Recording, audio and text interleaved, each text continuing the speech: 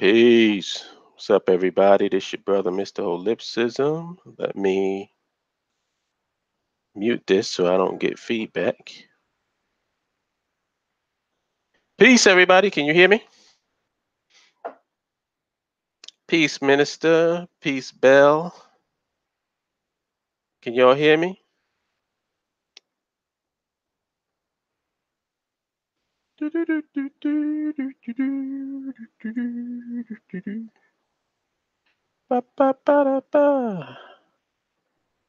Hey. All right, good. Peace. Oh, Mary Ella Edwards is in the house. What's up? Yeah, we're having some the reason why I started a little bit late, we're having some technical difficulties getting Neo in, but we're working on it. So I didn't want to have y'all hanging. So in the meantime, let me just introduce what this show is going to be about. The title of the show is The B.A.I.O, Then and Now, with Neo-Black Nationalists. Mr. Holism and his B.A.I.O brother Neo-Black Nationalists discuss the growth and success of the B.A.I.O, Black African Infrastructure Organization, from the start of the Obama administration to the age of Trump, and also how our humble little social network picked up the football that was fumbled by the mainstream social media black talking heads and misery merchants and are currently running into the end zone for the Nationhood touchdown. Yeah, I hear you, Minister. We're trying. Google is just really everybody that calls into the first Google Hangouts always has a problem. I don't get it. Like with me, Dynas sends me the link, sends it to my email. I click on the link. I go right to the Google Hangouts screen, join, boom, I'm on the show. Every time I send a link to somebody, I don't know what the hell happens, but I don't know. They never tell them to use Google Chrome. Well, let me do that.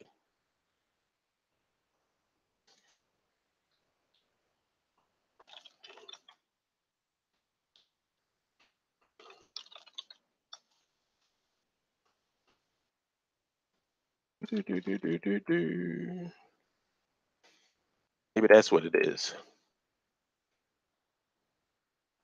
I don't know why I always assume that people use Google Chrome. That might be what it is. It's like Google wants to force you to use their browser. You're using any other browser, maybe that's what it is.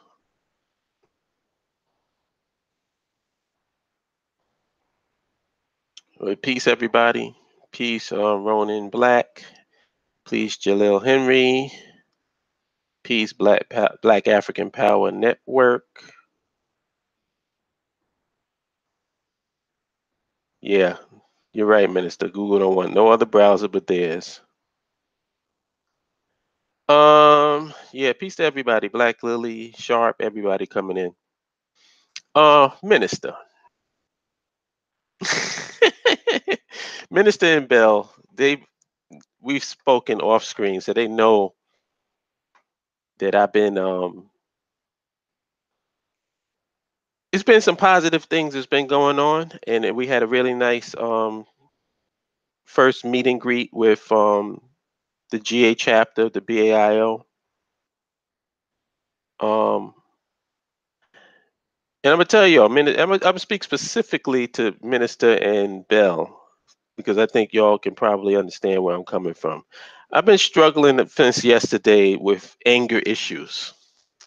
So I've been saying, oh wait, hold on, let me pause that. I think this is him. Call from Richardson Bell. Be right back, y'all.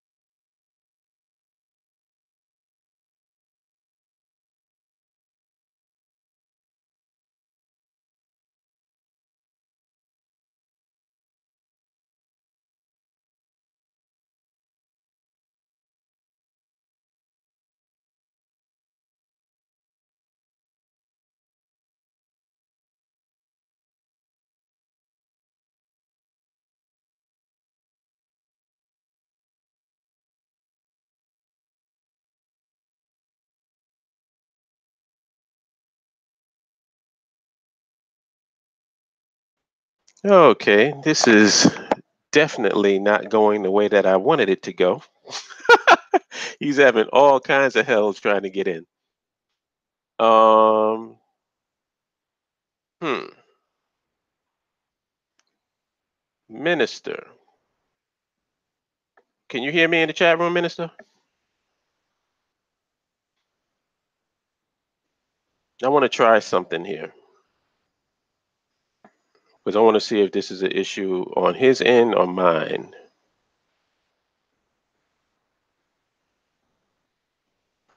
I want to send Minister the link and see if he can get in.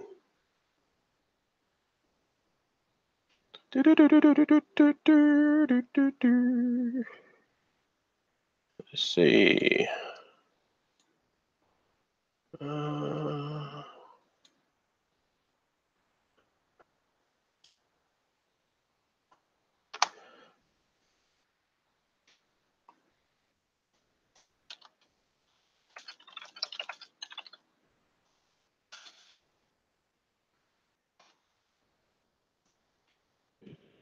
Apologize, y'all. This is really crazy. I don't know why it is that no one can get into my damn YouTube Live or Google Hangout. What the hell?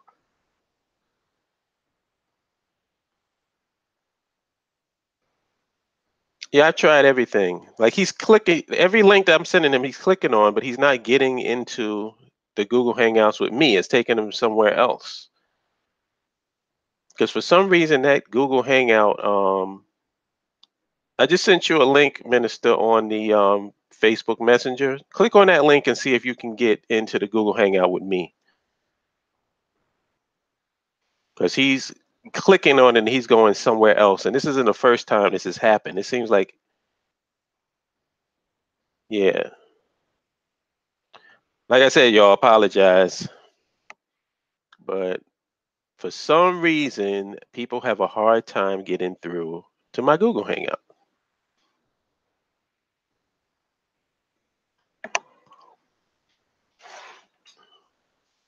Okay.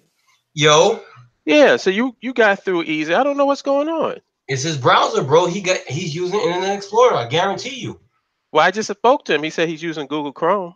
Actually, he says he's on his phone using the app. Oh wow, I don't know. I just clicked the link and it hooked me right up. I had to what's You're called it came instantaneously. Let me try something else. Well, let me run my mouth while you're doing that. Go ahead, knock yourself out. Peace and love, brothers and sisters. This is Brother Minister Dawood from the B.A.I.O. Salam alaikum, Hotep, peace, Black African power. It's our pleasure to have this radio show today. Hopefully, everybody is okay with the technical difficulties because the featured guest is Mr. Holip and Neo-Black Nationalist. And it is not my intention to take over this, but nevertheless, me being the B.A.I.O. mouthpiece, I'm more than willing to talk while they are, getting their thing together. So anyway, I am overjoyed and honored to be a part of this organization. We had some time over the couple of years, I don't want to call it struggles, where we were, just basically preaching the message in the wind and hoping that that message would fall upon people who truly wanted a nation of their own off the shores of America, in an independent nation state from America. And we choose the place and the final resting place of that nation state to be on the continent of our ancestors, being Africa.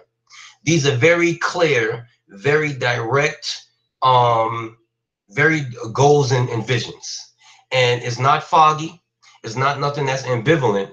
It's something that you can look at, you can touch, and you can begin to think about and add to. Whereas with other places and other leaders, you may say, well, you know what I'm saying? Like, we don't necessarily know exactly what they want to do, where they want to go. That hasn't been revealed yet. We're telling you that we all want a separate territory from America on the continent of our ancestors, being Africa. off the shores of America. That's what we're telling you. That's what we network for. That's what we socialize for. And that's what we're building. And so therefore, having said that, while Mr. Holipsism and Neo-Black Nationalists work out this issue, which I'm pretty sure will be worked out, because Brother Neo is a pretty intelligent brother. I met both Holip and Neo in New York, I want to say like maybe 4 years ago now. I was in New York to see 7 a.m., Jason Black 7 a.m., and there was a Black comic convention at the Schomburg Center in New York. So me, Holip, and Neo-Black Nationalists, we all met each other there, took a little bit of pictures. And, you know, we've been friends ever since. I mean, I've been to Holip's house and things like that. But, you know, that is how we met each other physically. So I guess you could say that that was really one of the first meetups, but it wasn't an official meetup. But you know what, brothers and sisters, while I have you on the line and while they're waiting, what I want to talk about for a couple of minutes is I want to talk about something that I was going to do a show on. And the title of the show was going to be Centralized Revolution is Dead. Centralized Revolution is Dead. Now, we here in this chat room, in this organization, on this social network, many of us have been a part of another organization before we came here. Whether you were a part of a Pan-Africanist organization, a separatist organization, a political organization, the majority of you brothers and sisters who are here, we have all been a part of some kind of organization. And what we saw over the years, the paradigm in the 80s, the 90s, the 60s, and the 70s, when all of these organizations, ultimately, there was a man at the head of the organization. I want to say that again. At the head of all these organizations, there was a man at the head of the organization. Hopefully, it was a Black man, but nevertheless, there was a man. There never really was a woman at the head of these organizations, which was problematic in and of itself also. But that was the time in which we lived in. We lived in a time where most of the organizations had a head. It was centralized. So if you were in the nation, your headquarters was in Chicago. If you was in the Nubians, goddamn, I don't know where your head was. At some point, your head was in New York. At some point, you was in Atlanta and other places. Wherever Dr. York moved, that was your head. If you were in a Pan-Africanist organization, some come out of the UNIA that was active in the 90s, and that, I believe, was in Philadelphia and some other places like that. But regardless to where you were, you had one person that you ultimately had to answer to, and you had one place that you had the right to, and one place that everybody called home. The Mecca principle, if you will. And so each year, or each 2 years, but with most organized organizations, each year, everybody had to collect at this one location, and you came to hear this head speak. And when you came to hear this head speak, you were electrified, charged, and you felt like you were your vision was renewed, and you went back to your specific city and you did what you did.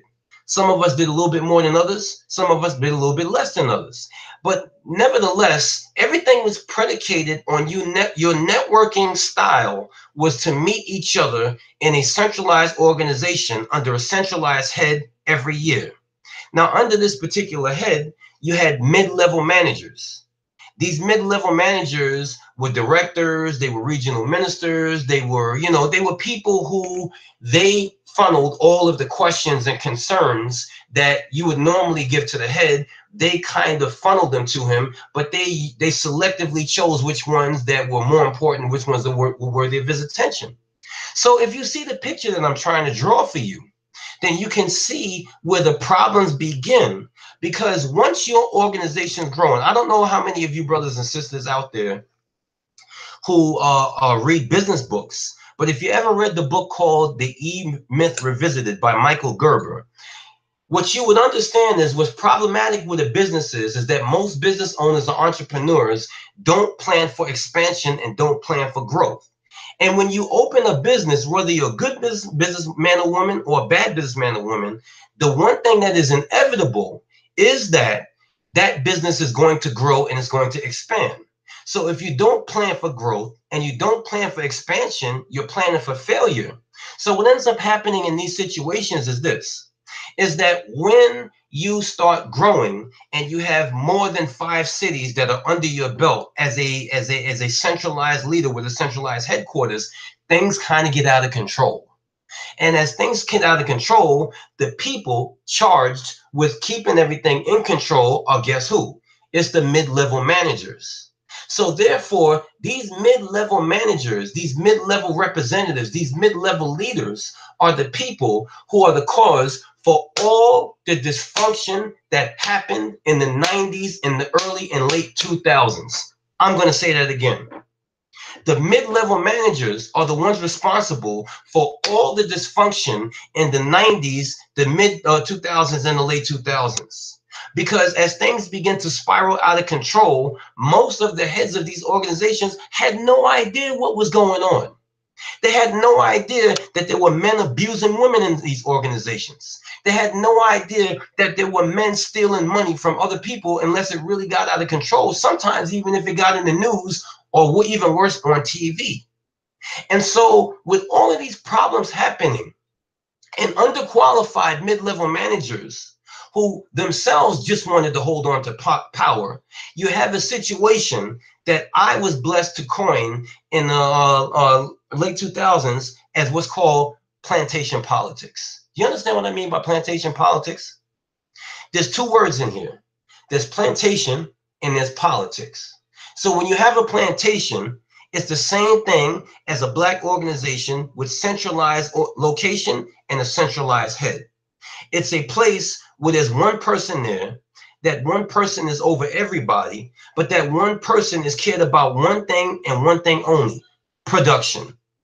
And they will verbally whip you for production. And they'll use guilt for production. And they will use shame for production. And so when that happens, then there's a hierarchy where everybody gets fame, power, prestige, and sometimes financial compensation, depending on where they are in the organization. So if you're the head, you're getting all the money. But if you're a mid-level manager, you may be getting a percentage of that money. And then if you're even a local manager, you may be getting a percentage also.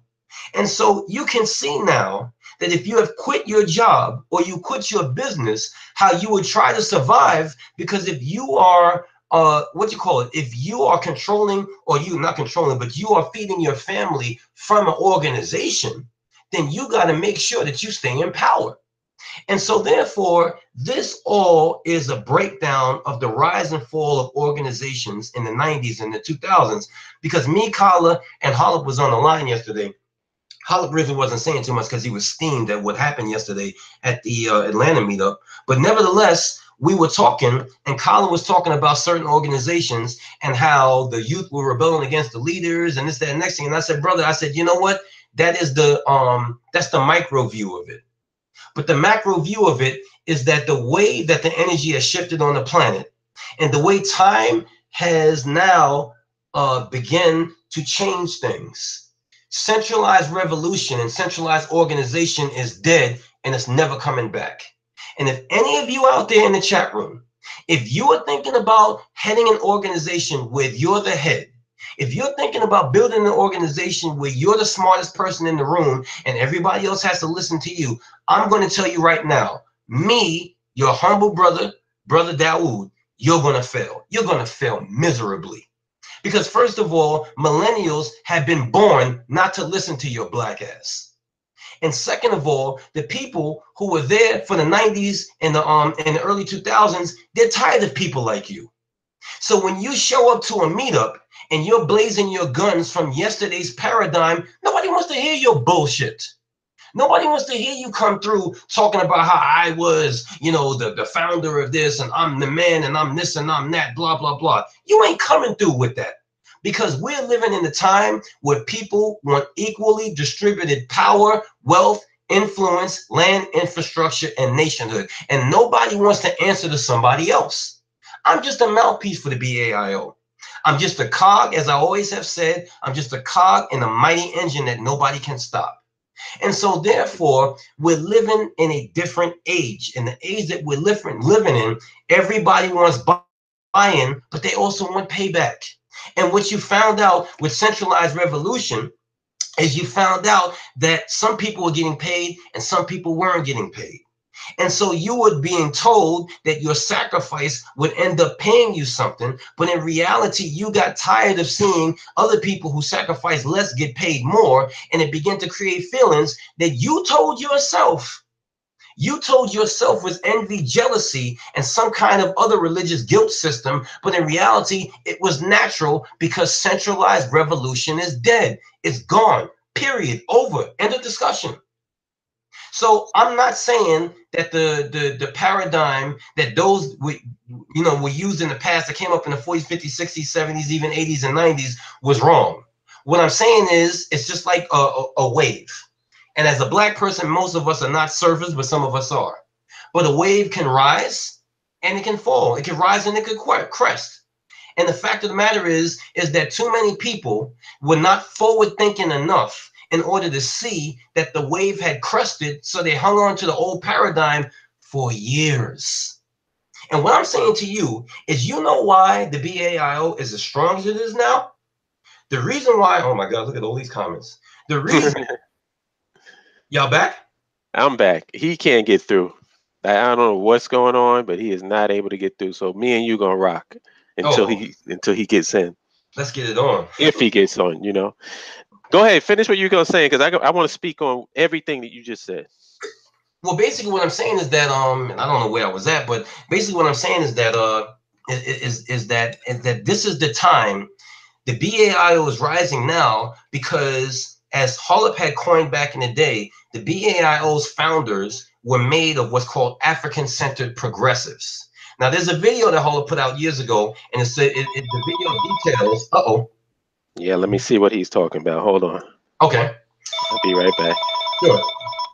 The video talks about the how do you know you're an African-centered progressive, and it talks about embracing technology, and it talks about forward thinking and things like that. And so therefore, it is time now for this. It is time now for you and I to be talking about nationhood. But the model in which we're living on is time now for that also. Because we're not an organization where you're going to dig real deep and you know what you're going to find out. You're going to find out Holip is the head. We all answer to him. Or if you really do some big deep in, you're going to find out that Kala is the author of this whole thing and all of us are just figureheads. You're never going to find that out. Because let me tell you something. I have argued with Kala. Holip has argued with Kala. Jonathan has argued with Kala. That's our brother, and we love him, and he's argued with us. I'll be very honest with you. There was a couple of weeks ago where I thought Kala was doing certain things, and I was on some bullshit, and he had to check me. And that's the way your organization should be. It shouldn't be to the point where you got one person and you silent, everybody else is silent, and they got to listen to you and this, that, and the next thing. And you want to know something, brothers and sisters? There are still organizations out there living on that paradigm. And if you want to really be real, what you should do is you should watch their videos and look at the crowd. Look at how many people is in the crowd. And you know what you're going to find out? You're going to find out it's 4 or 5 older people, and it's mostly older men and a couple of older women. But you're not going to find any young people there. You're not going to find any forward-thinking people there. And most of the people in those crowds are going to be honest with you, going to be people with flip phones. Flip phones. You know what I'm saying? Because they are in the past. So the BAIO and what we are about is a forward-thinking progressive organization. We will have our goal. I don't give a damn what anybody says. I don't give a damn what none of you detractors who come in our chat room say. I don't care what any of you who come on the Ning site say, who talk about, well, it's not practical. Why don't you just join another organization? My brother, why don't you just become a part of another existing nation? My brother, if that existing nation had things popping, maybe we would have done that by now. But what nation has things popping to the point where they are to the standard that we're trying to build a nation? We're trying to go on the continent and do something that's never been done. We're trying to go on the continent and build something that is modern, and what neo-black nationalists calls a technocracy. Do you understand what I'm saying? And so therefore, let's go over, because it looks like they're going to be talking for a couple of minutes. So let's go over the shoes that dropped in order to get us where we are now. What happened there? Oh, okay. Everybody cool? I thought I lost something for a second. But okay, I'm back. Oh, you is? Okay. Yeah. I don't know what you were getting ready to get it. Oh, there he is. Hot damn. I see him. Brother, you may want to hit that camera if you want to go incognito. There you go. Now if we can hear him, that would be. We can hear you now, big brother. Oh, thank you. I was like, oh, it only took like about a half hour. For real, like damn. Well, what's up? Well, sorry for keeping the whole group waiting. I'm a bit of a neophobe. The irony of it all, a bit of a neophobe. We respect technology, but we made it happen. There it is. Exactly. Well, we're coming up on the 10th anniversary of the BAIO existing, and it's extremely it's hard to believe because I remember when I first actually joined the group. It started out with me listening to one of Holip's one of his videos on YouTube, and he was the only black nationalist / Pan-Africanist who was talking about the importance of technology and pragmatism in helping our people. So I was like, oh, you know what? That kind of appeals to me. Yep. And I'm gonna tell you, Neo is for real because he wanted to meet me like right now. When he heard me, he said, "Yo, where are you at? You in New York? Yo, let's meet up." And we met at the library, right? Yep. I never forget the New York Public Library. We got together. We got one of those rooms because in the Brooklyn Public Library, for all of those who are listening who have not been in New York, if you visit New York and you visit that library, you got to visit that library. It's extraordinary. Great resource. We met in one of the private rooms, and we discussed what we wanted, this, that, and the third, and we hit it off automatically. Before that, no, we first went on a call. You called me. I called you personally. We had great discussions, with respect to what was available as opposed to what we were offering, and we just automatically hit it off. And I was like, you know what? I found, this is where I want to be. Because at the time when I was looking, I just said to myself, if I can meet 2 other people who think like me, I have, I've hit a gold mine. And to see where it is today, where we have, groups and chapters in different cities, that is just extraordinary. Oh, wait. Before you go on, they're saying they're having an issue with your audio. It's can you turn it down or something? Like, can you adjust the volume on it? You hear me now? We hear you, but I think your voice is you know how when you sound when you close to a mic? Yeah. It's sounding like that. How about now? That's a little better. Okay. Hold on a second. I'm plug this stupid headset in real quick. Oh yeah, man.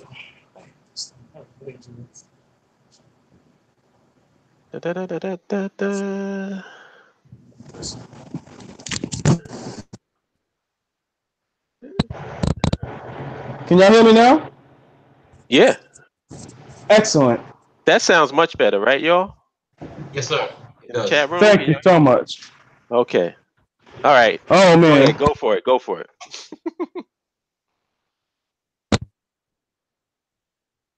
Damn, what happened? Oh, please don't tell me he got knocked off. I don't have another message in me. Oh no, he's there. Y'all still hear me now? Yeah. Oh my. I'm ready to go to the temple. I hear you, Neil. Okay, so I was like, it's like every time I talk, it's like it knocks off or something. That's weird. All right, but I was discussing how we first met when we first talked on the phone, and we were just like the one of 3 members of the B.A.I.O in New York. To see where it is now, I'm just absolutely astounded. Right. Yeah, man. Yo, I want to before we get into it, I want to go over something briefly since we're talking about the then and the now. A lot of people don't really know how the BAIO got its start, and I just want to clarify things in that regard because there's a lot of miscommunication going around. And since I was there, I know exactly how things went. Now, keep in mind that where the BAIO now is a progression of where my mentality was or what the circle that I was in at the time. When the BAIO initially started out, it was me, my brother Dev, who passed, and Timothy Ford. Yep. At that particular point, the BAIO in its current form did not exist. What the BAIO was basically, it had nothing really to do with international affairs or any of that. It had to do with community patrols, community watches and stuff like that. That initially was the birth of the name of the BAIO. Because we were thinking of infrastructure in terms of the community. It was on a street activist level, which is what the level that S.T.E.M deals with. Yeah. And I'm gonna be real in this conversation. I'm not gonna be malicious in this conversation, but I'm gonna be real. So just prepare for that, okay? When we were dealing with the street activist level thing, what our idea was, or the concept was, is that we needed to police our own neighborhoods. That is correct. We felt that and it was a response to the police brutality and stuff that was going on. But keep in mind, all this stuff I'm telling y'all is on a street activist level. If you're familiar with Crown Heights in Brooklyn, they have a Hasidic Jewish community in Brooklyn, and these guys have patrolled. Like, if you really want to talk about nation within a nation, a perfect example of that is the Hasidic Jews in Crown Heights, Brooklyn, because they actually have their own police squad cars. They have their own EMS trucks. They have their own. It's like they're a little self-contained unit right there in Brooklyn. The police don't even really go through there because they basically control their own neighborhood. So we were thinking in that sense, you know what I mean? But one of the things that I noticed, and I'm one of these people that if something is not working, there has to be a reason why it's not working, and that has to be addressed. You can't just keep doing the same thing over and over and over again, not getting any results, and then keep doing it. It doesn't make any sense. So I said, well, why are we not getting the traction? And this is the reason why, in my estimation, why it wasn't successful and it never took off. That is a full-time job. People say volunteer. They say volunteer, so they think, oh, you're just going to volunteer. You volunteer 8 hours of your life to do anything. If you volunteer 4 hours of your life to do anything, it's still a job. It's still a function. It's still something that requires time to do. So most Black people don't have the time to dedicate 4 to 8 hours of patrolling a neighborhood. Exactly. Now, if the only people that can dedicate that time are people that don't work. Now, here's the trick. If you're going to get people who don't work to spend 4 to 8 hours out on the streets patrolling the neighborhood, how are they going to eat? Where are they going to get money from? You have to finance them. And this is the reason why the Jews are able to have these patrols and to have this infrastructure in their neighborhood, because everybody in that neighborhood contributes to it. Everybody. So they can afford to have EMS trucks. They can afford to have patrol cars, because everybody in that neighborhood contributes to it. Now, in our neighborhood, who's contributing to this watch that we're supposed to be doing? Nobody. Nobody's contributing to it. So that was the problem. And so that made me look at the problem from a bigger perspective.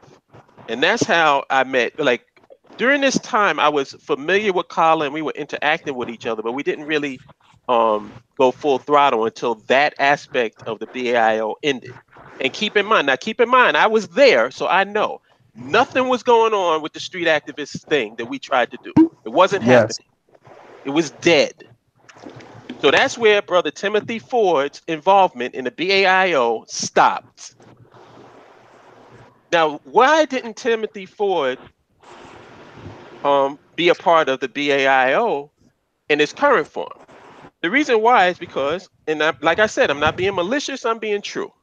He doesn't agree with that Black folks need land, infrastructure, and nationhood as a solution to our collective problems. He still believes that the problem is Black folks ain't getting out and getting involved and getting out in these streets, and that's the reason why we're in the problem that we're in the situation that we're in, because people aren't getting out in the streets and being involved. I'm gonna tell you something. I love Brother Tim. I've known Brother Tim for a long time. I went to the Slave Theater with Brother Tim. Mm-hmm. But Brother Tim is wrong. And Brother Tim has what I call a case of arrested development. He has the inability to see that what you're doing is not working, so you have to try something else. And he refused to do that. He's stuck in the old activist paradigm, and he refuses to get out of it. And that's as objective and true a statement as I can make. I'm not going to get personal because I don't have to. This is an ideological difference right here. So he never got involved with the BAIO in its current form. He never was building with me, building with Kala, building with Minister, or building with Earl, or any of the people in that initial circle. He was not there. Tim just recently joined the BAIO Ning site. Mm-hmm. Tim recently joined that. Recently joined it. You know what I'm saying? So he was not involved. He didn't know. He doesn't agree with. And then another thing, and this is something that I am going to talk about because it pisses me off. Mm-hmm. I'm tired of people rocking and talking about Africa and then don't want nothing to do with Africa. If you don't want nothing to do with Africa, take the goddamn African symbols off your goddamn neck and put on an American flag. Be honest. Don't have Africa in your mouth. And then when we talking about establishing something in Africa, now all of a sudden you anti-African. Take that fucking African symbol off and put on an American flag. Be honest. Because if you want to do it They don't like want to me visit and you want to Africa. rock with America, stop having Africa in your fucking mouth. I got a real big problem and an issue with that. And I told him to his face on that. Don't do that, man. Don't play with Africa. Because So that is our birthright. I just want to clear that up and we can get back into the show. But that's the point I want to make. The people that's the BAIO in its current form, if you had to say who was the top three, it's me, Kala, and Minister Dawood.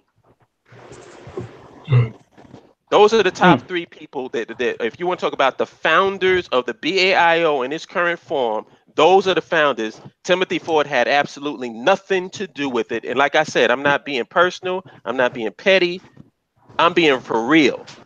And if my brother Dev was alive, he would co-sign what I'm saying because he was there too. Yeah. Oh, I forgot Dev. Why am I saying three of us? It's me, Dev, Kala, and Minister. Yep. And you forgot Jelani as well. He was also.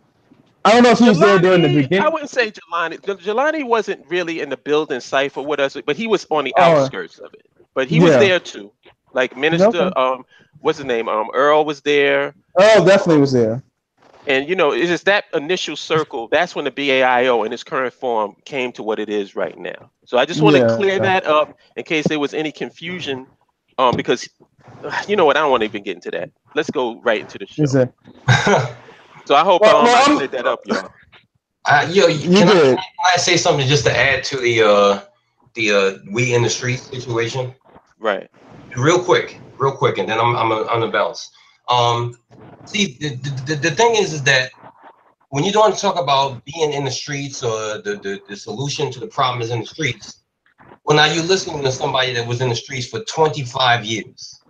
And quite frankly, what I learned is that the answer was not being in the streets.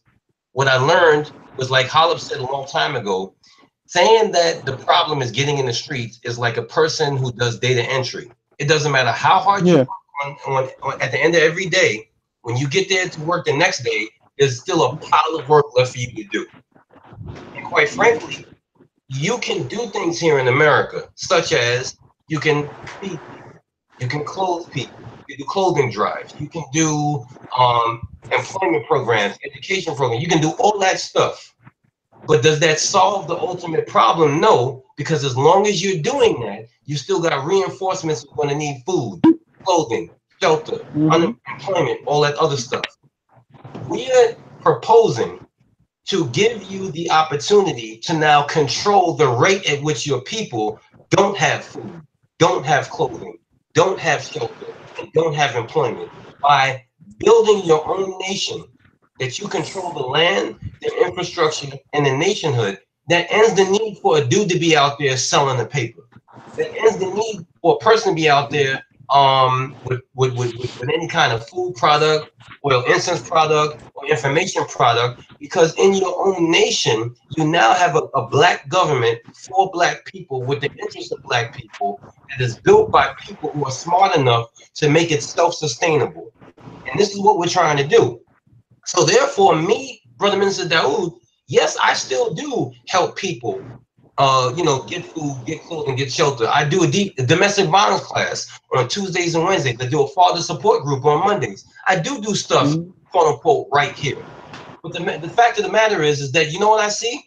As I graduate people out of my domestic violence class, every time I graduate one person, they give me 4 new people. Every time I give somebody the kind of care that they need in a father support group, 3 more people show up. There's no limit to this.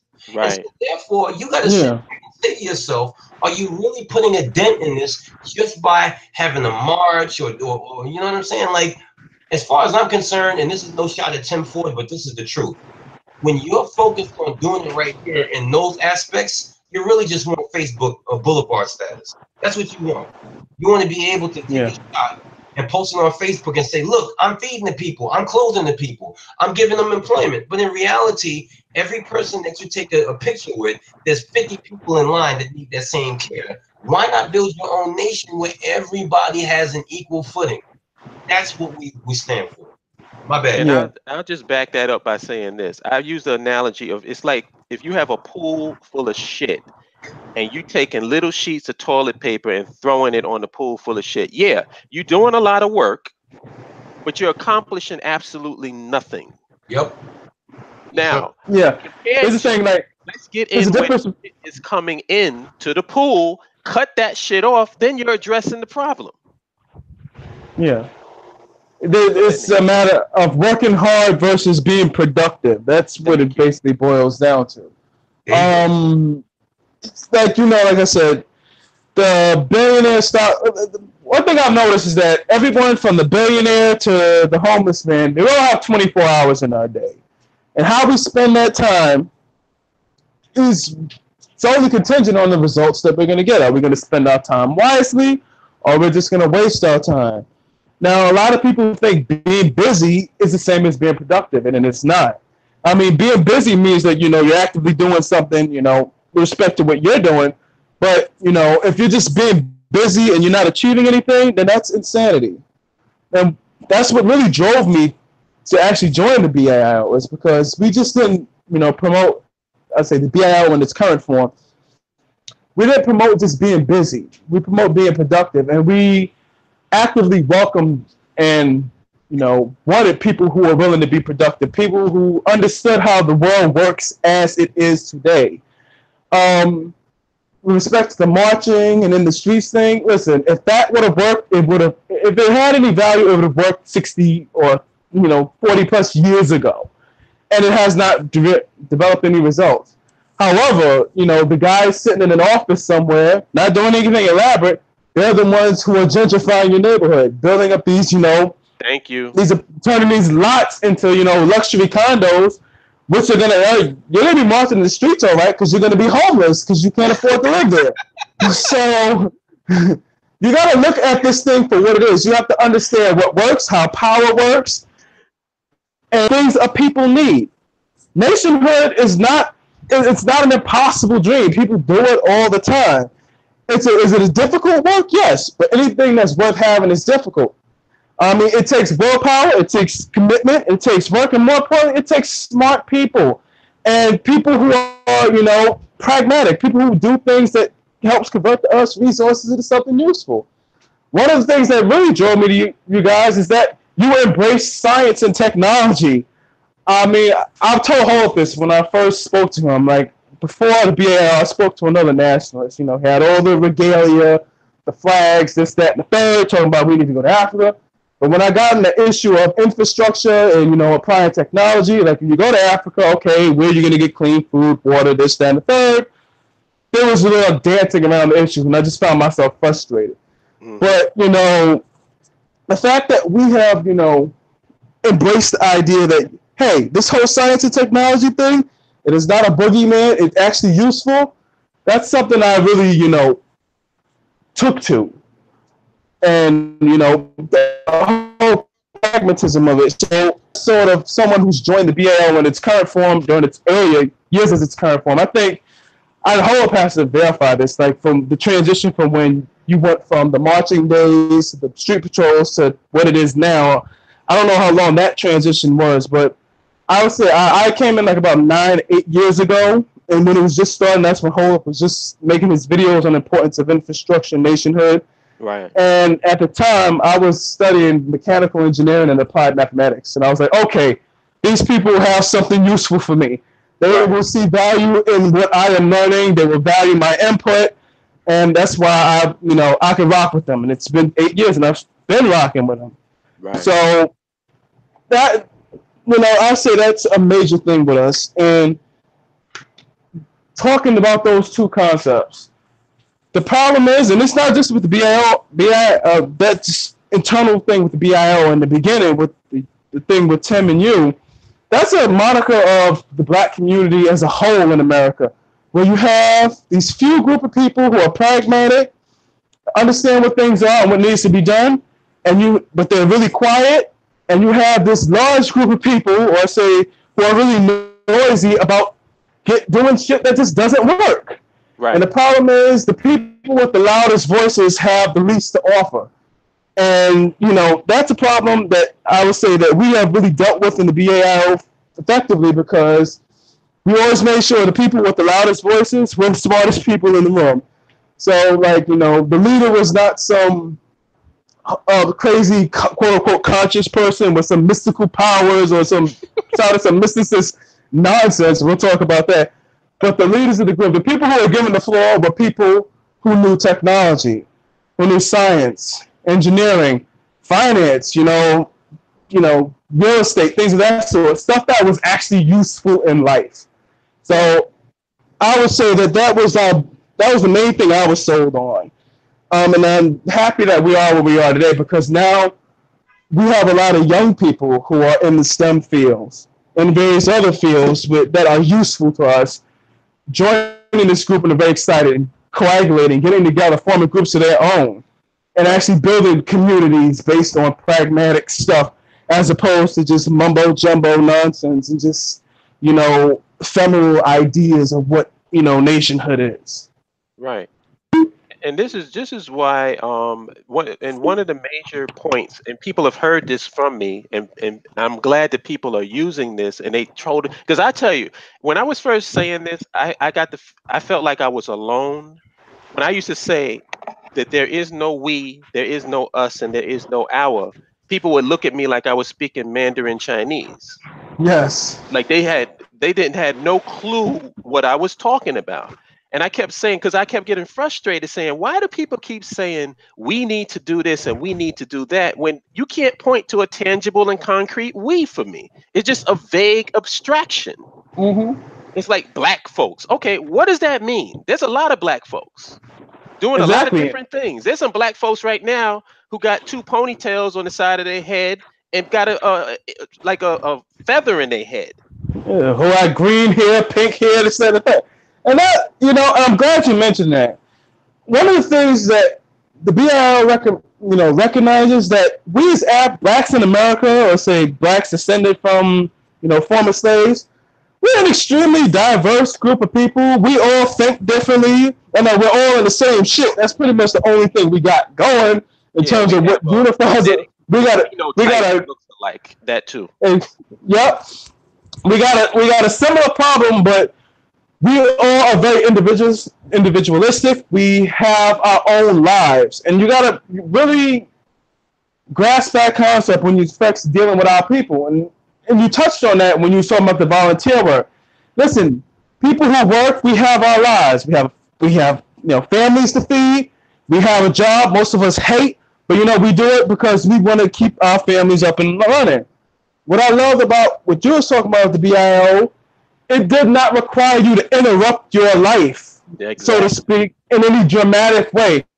And you understood that, okay, if you get enough people doing something that works, and it's pragmatic, and even if you do a little bit of it a day, you will have more progress than doing a whole bunch of people wasting a ton of time doing something that does not work. And it didn't require you to get a whole new identity. We didn't require you to change your name. We didn't require you to not go to the movies. That's another whole story with the whole Black Panther thing, Godzilla thing. You didn't have to become vegan. You didn't have to become vegan. Even though I was vegan at the time when I joined, but that was because I did it for another reason. I'm not vegan now. But you didn't have to become vegan. And listen, we didn't judge you for basically what your interest was. And that ties into why we are where we are today. More than any other thing, with respect to the Hoteps and the conscious community and certain people trying to build certain things at these schools or whatever, what makes the B.A.I.O. work and why we have the following we have now, we are grateful for the people we have. And we accept the people we have because they say the fact that they understand, hey, we need something out of this country for our own. And just to come to that understanding and, to have that understanding, we just I'm thrilled to have you here. Because that's something that we just all have to be united on that one concept. Hey, we need a nation of our own. Now, what else is going on in your life? If you like if you have purple hair and love anime, that's cool. If you eat pork or do a pig roast, hey, that's even cool too. If you could brew beer, whatever your interests are, if you could brew beer and do the pig roast, that's really cool because guarantee I'll be supporting what you have to do in there. But it's we take off the frills of quote unquote Black consciousness and we just put it into one simple concept: land, infrastructure, nationhood. If you're on board with that, and we make that happen, hey, you do whatever you want in your life, and we're a nation of our own. You can pursue that interest to the best of your abilities, to your heart's content. That was it. We kept our stuff simple, and we were grateful for the people we had. Exactly. And I want to give as an example, like you were saying, we don't require you to be, like I use this example a lot, like we don't want you to be the dude from Independence Day that has to drive the spaceship up into the alien aircraft and kill himself and kill the mothership. You don't have to do all of that. How about this? How about sharing the links? Yeah. Something as simple as posting a link to these shows on Facebook, on Twitter, on Instagram, telling people about the concept. You don't have to quit your job. We're not asking you to volunteer and spend 4 to 8 hours out of your life doing, with your shoes and your sneakers on, running these streets. We're not asking you to march and get tear gas thrown at you, or we're not asking you to do anything crazy. Right. I mean, and more than anything, if you have a passion that's useful for nationhood, I mean, especially if you're in the STEM or the finance, we would encourage you to pursue that passion more because we want you to contribute that passion because we see it as useful. Oh, and I understand this. I've always said this. Go ahead. You go ahead. I'm gonna go after you. I understand this. When I used to do the shows back in the time, I always would, give out a quote. I think it was from Theodore Roosevelt that said, "No pessimist has ever won a war." I keep saying that. Anytime I talk on Black issues and Black empowerment, I always say that. No pessimist has won a war. Exactly. I would think we're probably one of the few groups. There's only one other group I know that does nationhood work in Africa. That's very good. We're probably one of the few Black empowerment groups that are optimistic. Like we are excited about the future. And people might think we're crazy about it. Why? Because we understand how people work. If you motivate people towards something, like when I was researching NLP, there's toward motivation and there's pushing away motivation. If you give something for people to be excited about, they're gonna want to do it, as opposed to just making them feel like empowering their people is like a second job or something. Right. So I think that we've done a pretty good job in that department. Is getting people excited about nation. That's what really drew me to you because I watch your videos, and you would post pictures of you posted ideas. Okay, what can we do as a nation? You was talking about wind, solar, all this stuff. This is what we can have, and it's like that's quite exciting. And That's Can I what. share What? I something? mean, Can I share something with them about me and you? Yo, You know holla. what? sure. You know what? The reason why I love Neo, me and Neo would go through Prospect Park, and we would look at the park, and we'd be talking to each other about how our park would be.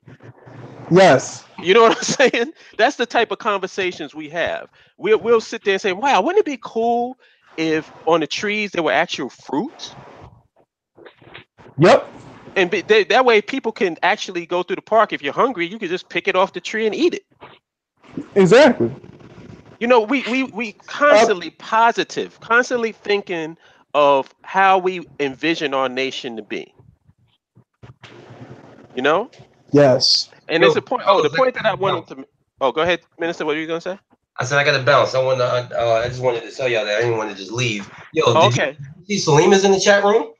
Yes, she Who? is. Oh wow. My sister. Peace, Yes. Salima. Ooh, But yo, that's peace, the big one. Minister. We always got to announce that. Yeah, Hmm. definitely. All right, big brother. I love y'all. I'll be talking to y'all. All right, thank you. Love you too, bro. Well, thank you so much. Peace, And Neil. I want to make this point, and this is a very important point. Because there's a lot of people that say a lot of stuff about Holip. There's a lot of people that say a lot of stuff about Holla. I think that probably of all the people in the BAIO, and this is not nothing that I'm proud of, but it is what it is. We get attacked the most. People got real issues and problems with me and Kala. But I want to ask the question: does Holip or Kala benefit financially from anybody coming into the BAIO? Absolutely Yes not. or no? And I dare you, if you want to expose me, since I'm a clown, expose me and show me how I make any money off of anybody coming into the BAIO. You fucking clown. Because that's what you Is are. Kala doesn't what? make any money because you know why? Because me and Kala and Neo and Minister, we all have jobs. We all have Exactly. careers. We all have, businesses. We take care of ourselves and our family without having to get anything from black people. Is there a super chat on this right now? Do you see a super chat? Nope.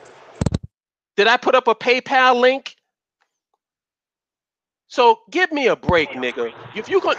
And think about it. What we do is we tell people join the BAIO social network, which we pay for out of our pockets so that you don't have to. So we're not making no money from the Ning site. We're not making any money when you join your local chapter, and we're not making any money when you meet and greet. Did we have some huge windfall of cash when GA just met this past weekend? So let's, look at it for what it is basically what I'm saying, fam. Look at it for what it is. You know who's for real and who's a clown.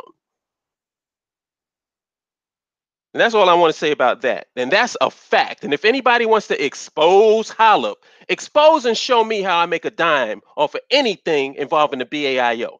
Prove it, nigga. And on that note, sorry for that, Neo. Oh shit, where'd you go? You there? Oh,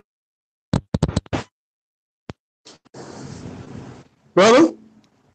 okay, there you go. Okay, I thought I lost you. Yeah, you now?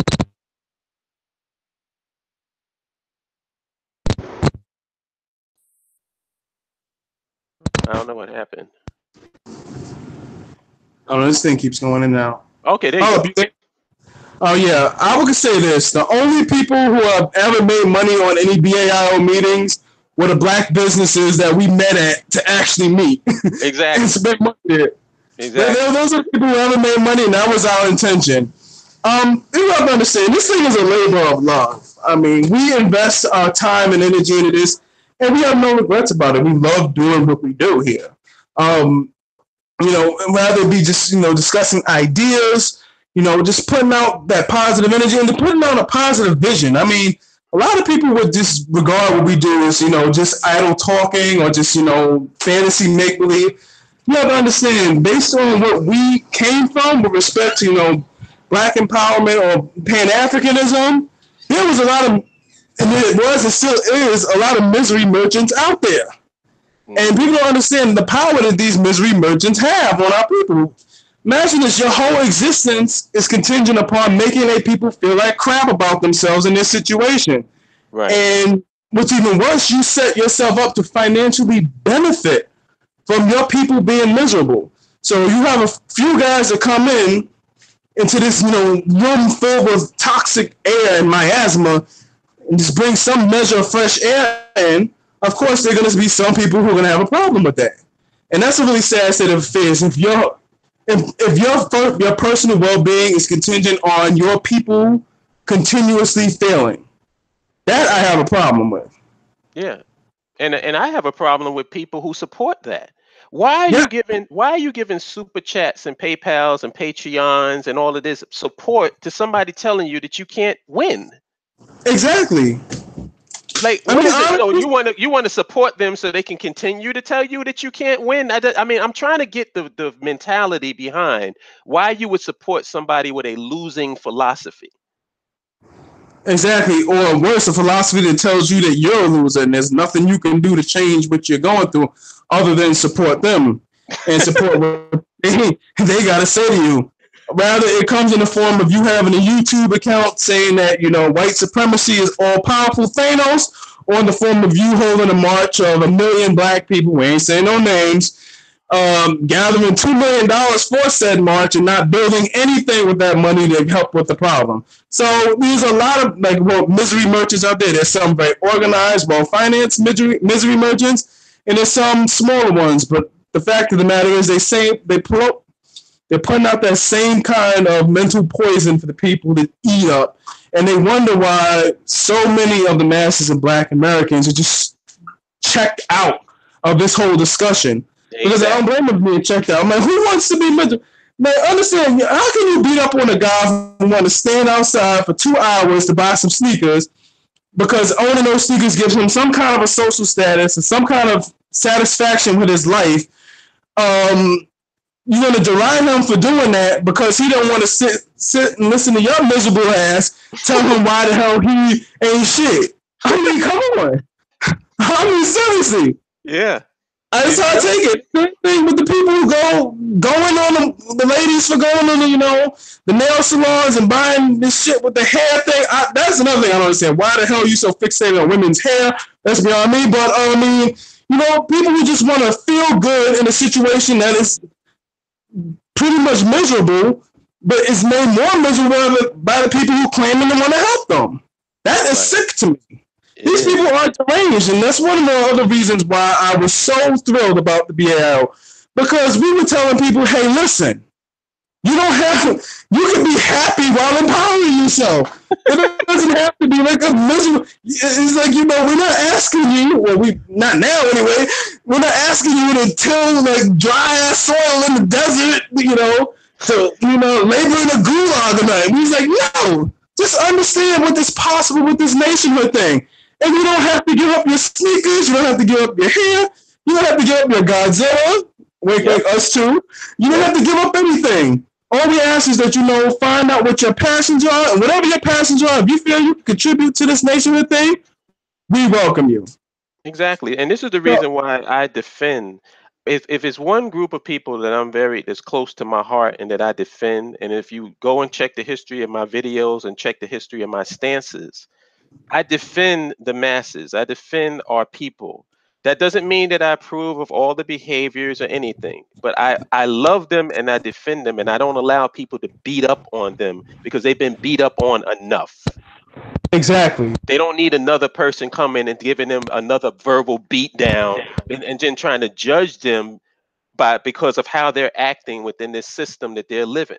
Some of us have been able, and I'll say this, I'm lucky.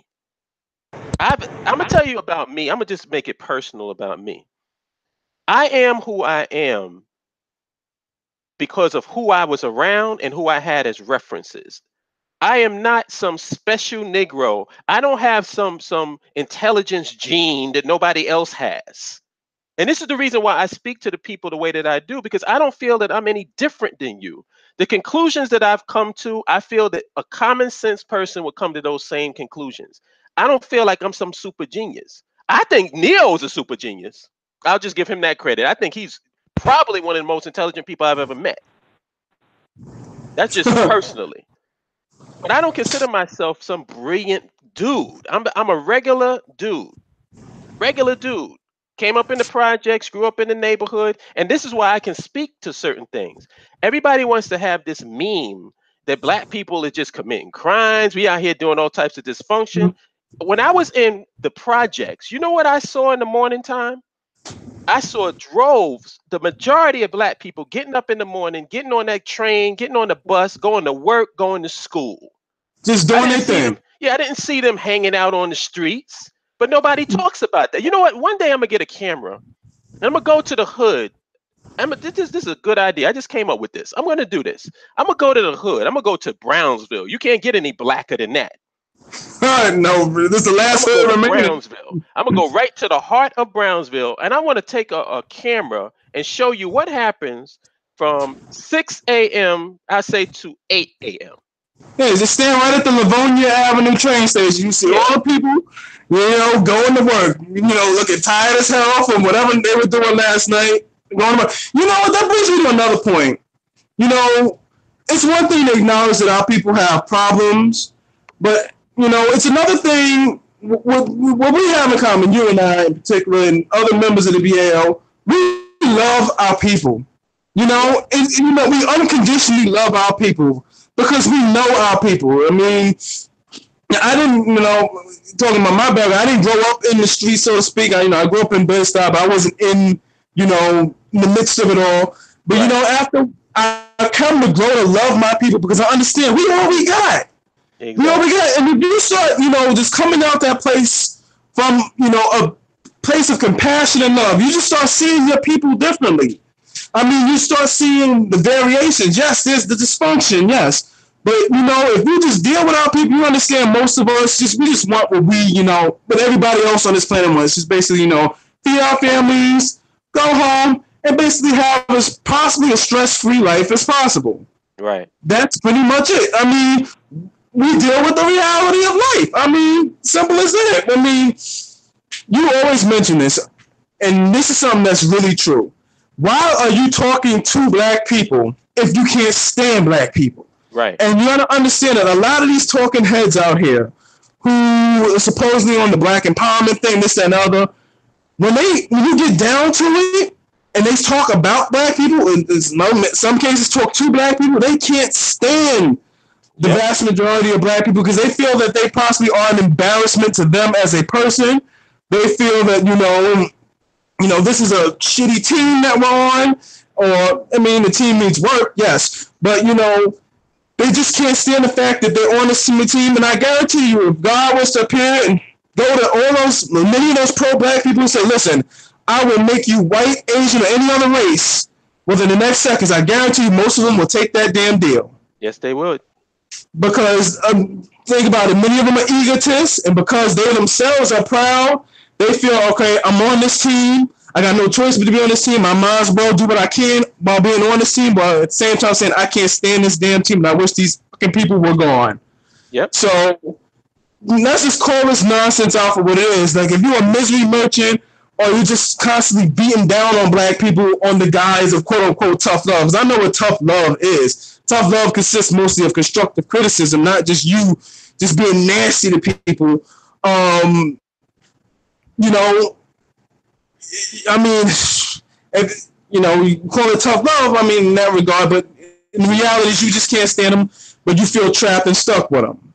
Yep. I would say this, that we have that, we don't have that here in the BAIO.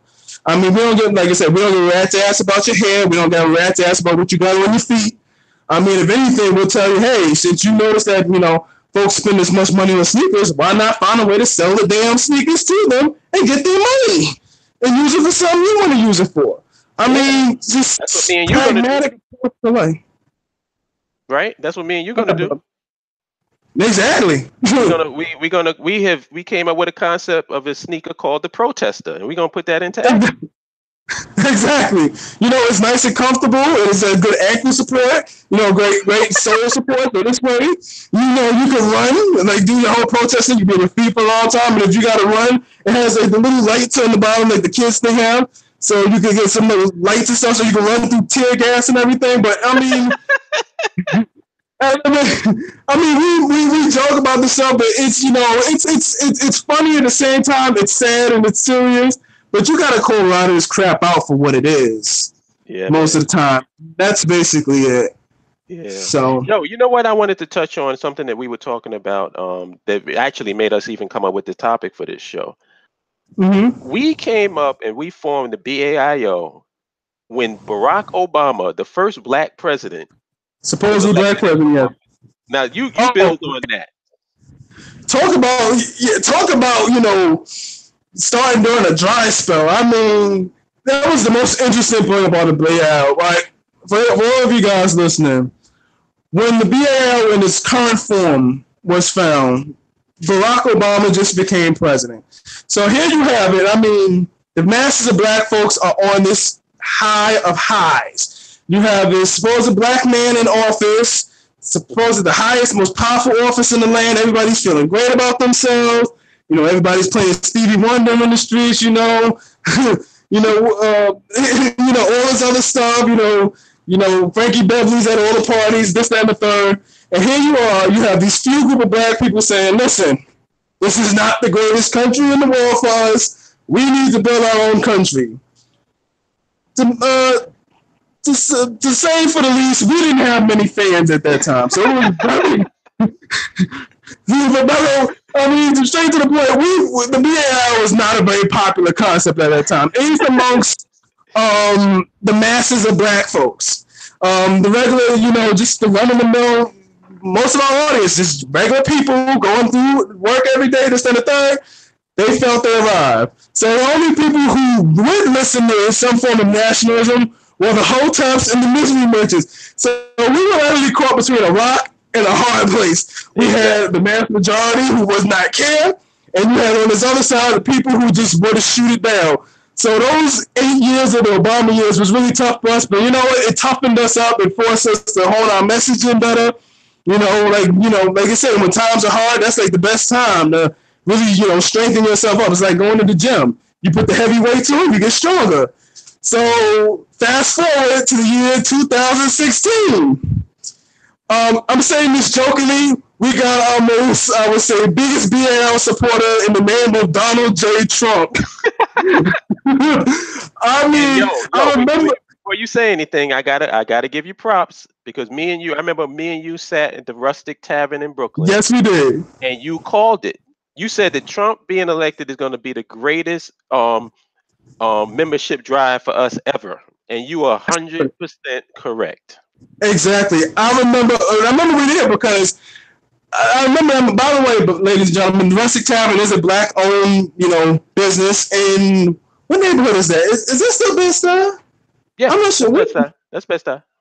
Yeah, Bed-Stuy is on DeKalb. We recommend you go there. The food is great. It was so funny because during that time we had that meeting, that's when the primaries were getting wrapped up and it was running down, because the election didn't happen. And that had to be like in April or so.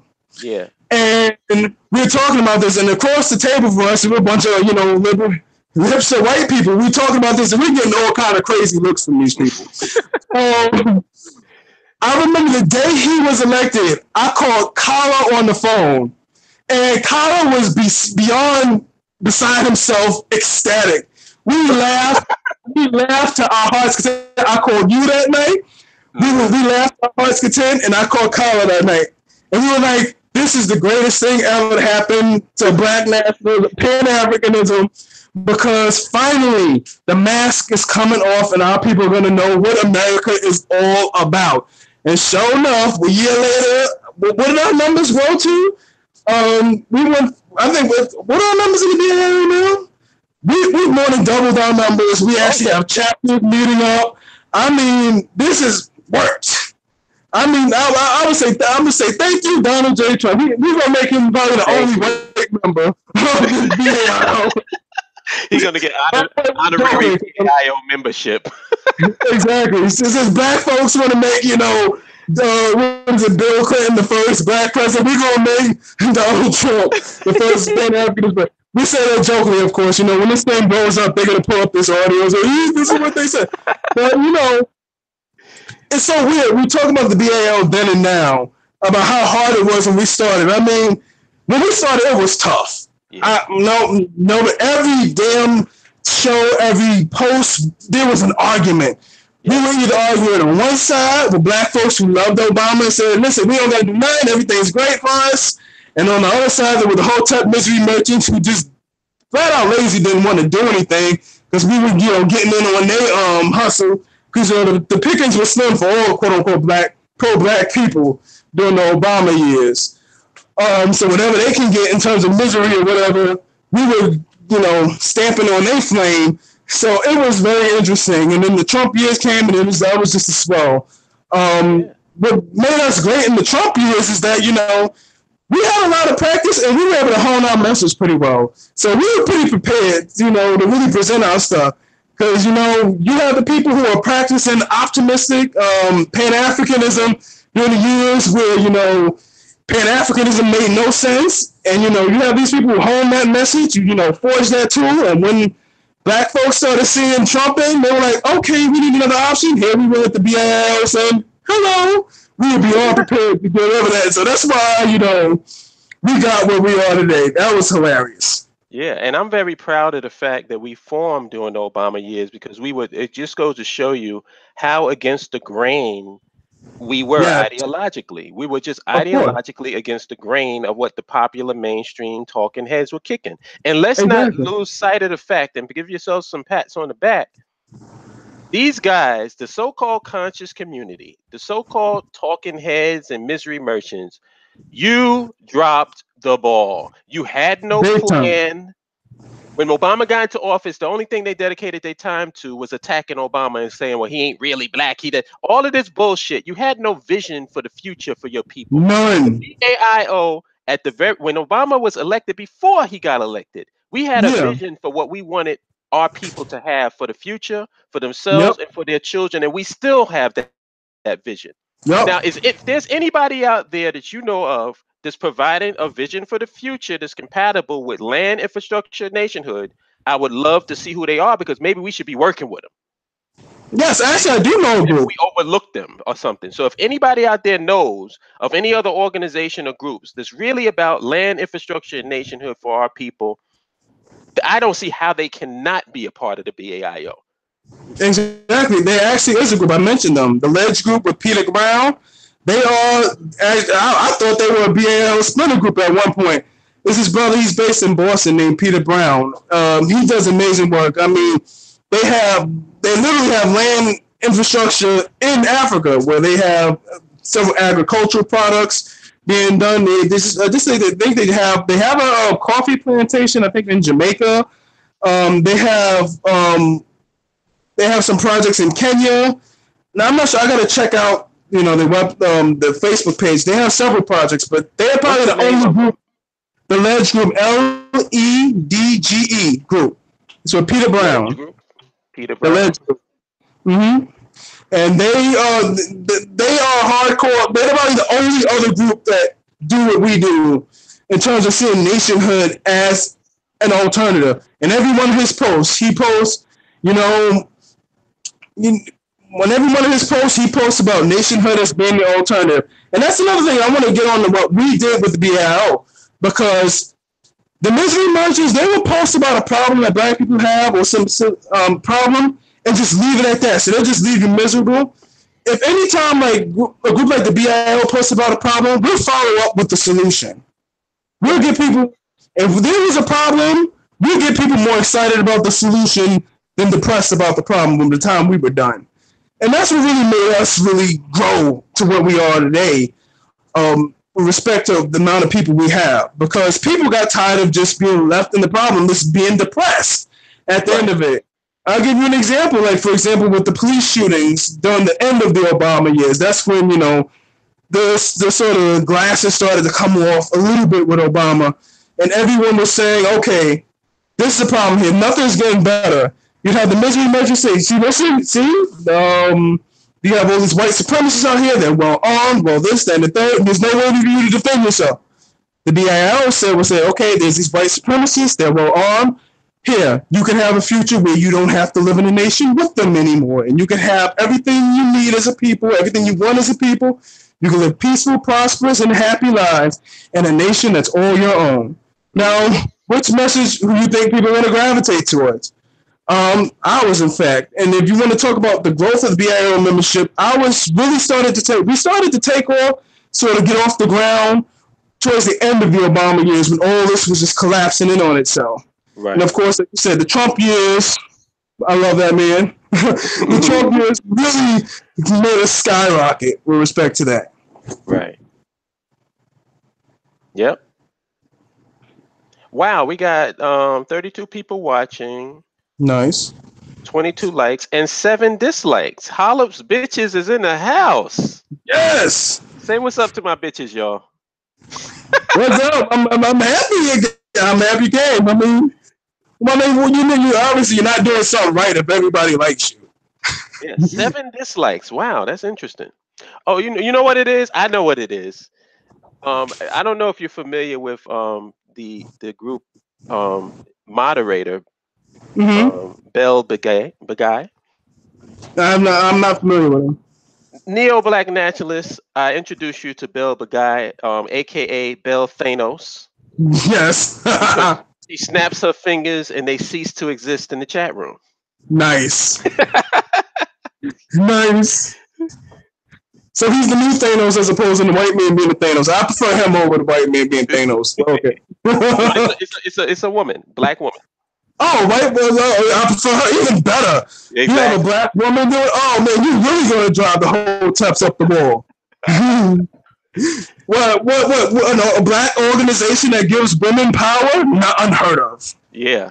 And that's another thing I wanted to mention. That was like, another thing what separated us is the role that we were like the only Pan-Africanist meritocracy that actually came in. Like when we came to the BAIO, we didn't care as long as you were black and you believed the nationhood. You got whatever you worked for and deserved for. We didn't care if you were a man or woman. I mean, if a woman walked into the room and we were talking about, solar power or whatever, and she was an engineer who built them things, best believe she had the floor and she had control of that room. Exactly. So I love it. I was like, we care more about the mission than anything else. Don't care if you're man, woman, gay, straight, whatever. You coming to us and you got something to offer, boom, you got it. Bingo. So because that's the thing, and this is the reason why I say social issues and stuff like that is really for, like, I have a sign on my desk, and I have it at home as well, about great minds think of ideas. Mm-hmm. The average mind thinks of places and things, and the small mind thinks of people. Exactly. And that quote has withstood the test of time. Because you want to see where the person, like we deal, if you listen to my channel and you listen to my videos and stuff, I deal with concepts and ideas. Yes. That's what I deal with. I don't really talk about celebrities. You don't see, very rarely do I talk about celebrities or something unless it ties somehow into land infrastructure, nationhood, exactly. Something like that. I don't really talk about white people. I think you can probably go to one video of mine, of the vast majority of my videos. Mm-hmm. And maybe I did one on white supremacy. Yeah, I mean, it's concentrated on it, but yeah, and it's like you know what it is, Neo. It's like we acknowledge the fact that there are scorpions and black mamas that exist. Exactly. There are piranhas that exist. There are great whites and killer sharks that they exist in this world. But are they a problem for us right here in Brooklyn? Nope. Exactly. I mean. And that just to me was just common sense. I'm like, I've always encouraged people to view, the others, white supremacy or whatever. Just look at it for what it is. Right. You understand the nature of this thing. It's not like you don't understand it because people have been talking about it forever and ever and ever. It's been beating in our head how these people behave, how they are. Now, I always say this: pretend you just landed in the wilderness somewhere. You are attacked by wolves. You are attacked by everything else. You have 2 choices: either A, try to sleep with the wolves and get angry every time you get bit, or B, build a perimeter to separate yourself from the wolves and live your life out. That's pretty much what the options are. I mean, you have more than enough experience with these folks to understand who they are. It gets to a point where you just get tired of having the same dead horse beaten over and over and over. I mean, so at some point you just want to move on and just do something more interesting with your life.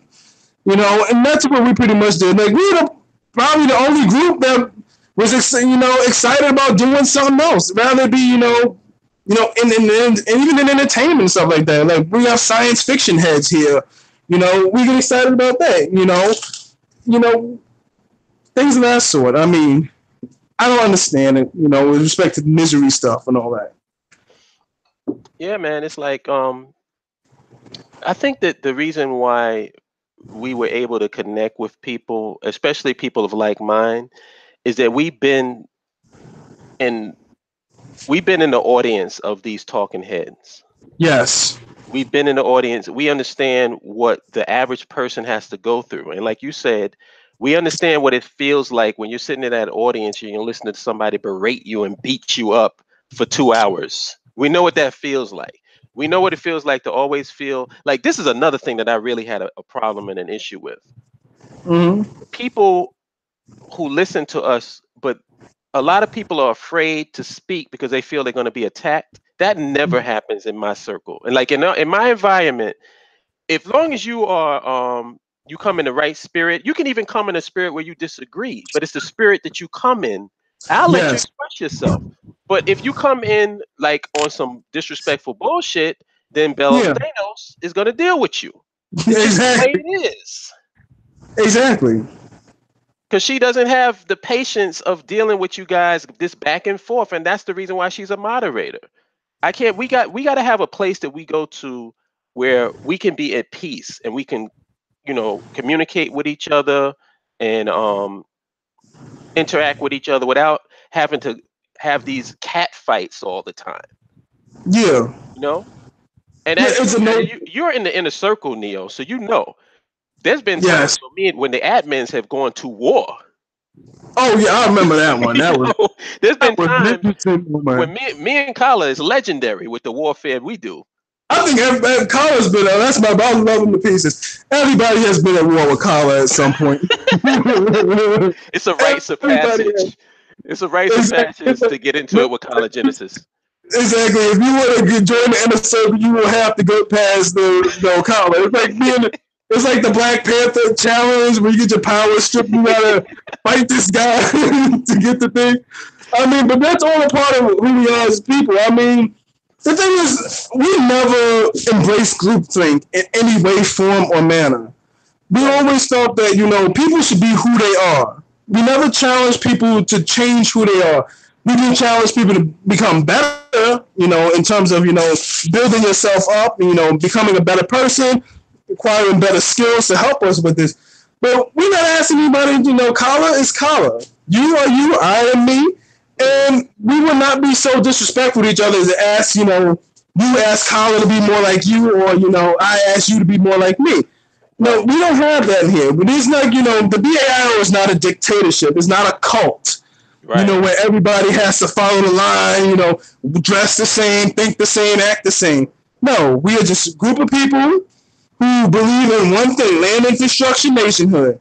And how you contribute to, the completion or the fulfillment or the fruition of land infrastructure nationhood, it's all up to you. Because we understood one major part of what makes a nation strong is the level of individualist cultures in there, the level of diversity within an economy, within an idea, within a set of people that makes a nation stronger. Why? Because you get more, more ideas in terms of even economically products that come to the market. You get more ideas in terms of solving problems, in terms of making systems better. If everyone thinks alike, then you're not going to have any progression. And that's what a lot of organizations and people don't understand, especially in this space. If you especially look at the Hoteps or even the Nation of Islam, I know Brother Dawood is a proud member there, but even he said he had his problems with that in terms of willing to embrace new ideas and new concepts to help move towards a mission. And that's something we have never had a problem with. I mean, we would duke it out. I think every BAIO admin has had to duke it out on something. Right. I mean, but that's part of the process. I mean, I would never trust an organization where everyone says we get along perfectly. I would like, I'm thinking some Jim Jones stuff at that point. Yeah, yeah. And the beautiful part about it is that we give each other the elbow room and the space to be who we are, and all we do is defend our position. Like nobody ever feels like they can't defend their position. Like if I have a position on something, I can go and I can talk about it, I can defend it, I can make my case, and everybody else can do the same thing. So Yes. we don't silence the voices. And that's a good thing. And when the dispute is over and when the thing has been put out, it's all love. It's like we're not holding grudges. We don't have no hatred against each other or No. any. And that's the beautiful part about it. Yes. It's a big family, a big functional family that has disagreements. That's who we are. That's who we, and going back to then and now, like when I first met you and I joined about 8-9 years ago, that's what I was looking for. I've always stressed that point. I told you, if there ever comes a point where we can get 5 to 10 people in individual cities together around this concept to meet each other and eventually, hopefully, live around each other, it's over. This thing is going to take off like a rocket.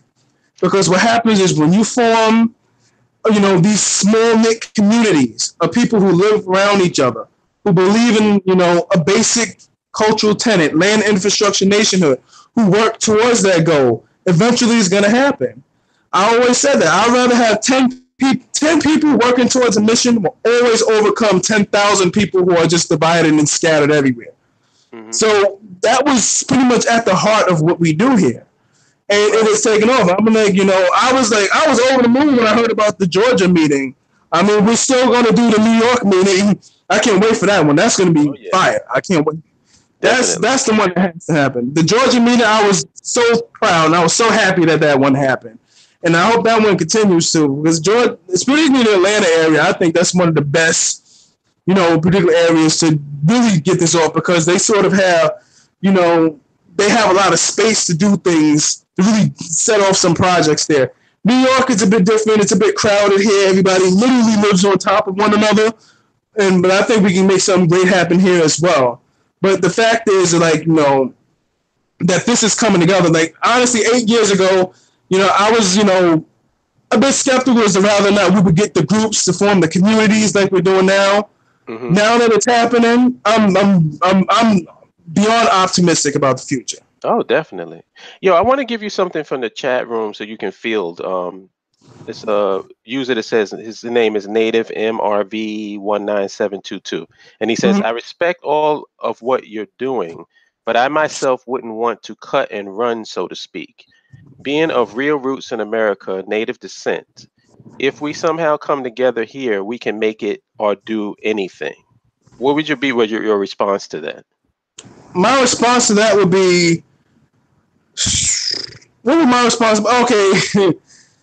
My thing is this, and I don't want to sound like the broken records of the Holip saying we tried and failed, this, that, and other thing. The point is not to do it here because we want our own. I mean, that's like saying, okay, I could be, a 35-year-old man, great job, but I'm still living in my mother's house. At some point, you're going to want get up the self-respect and, get up the desire to have something that is your own. If I'm to give the soft answer to that. The hard answer will be, you're under someone else's, system. You're under their infrastructure. You're under their laws.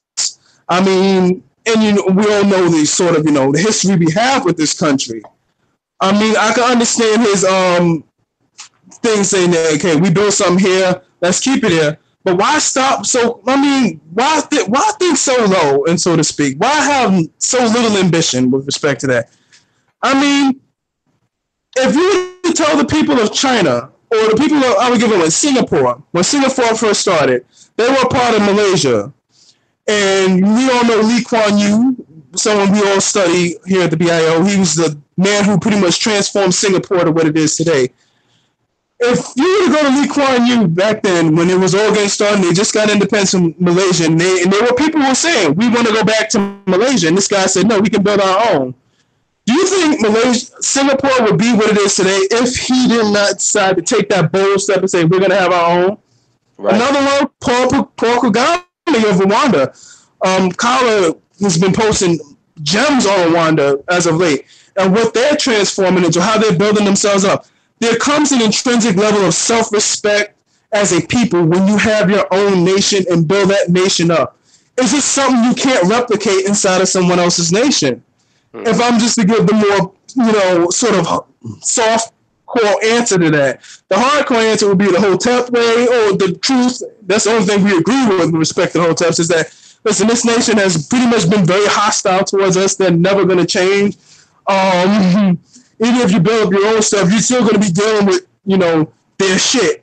If you want to expand, you can't, you got to go to them to get certain projects built. So if you want to build an enhanced geothermal system, if you got your own community, you got to deal with their regulations. Not only that, you probably got to share your technology with them if you develop it.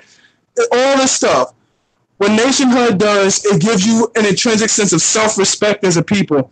And we owe that to not only ourselves today, but, to our children of the future. I mean, to say that these people who came from this situation established a nation of their own and just, hit the ball out of the park to build that successfully. You gotta have that vision. And, to say that, I would say, go back to this, say we could just, stay here and just settle and stop. You gotta have, I encourage that brother to have more vision. And if you don't want to go to Africa to build, that's fine.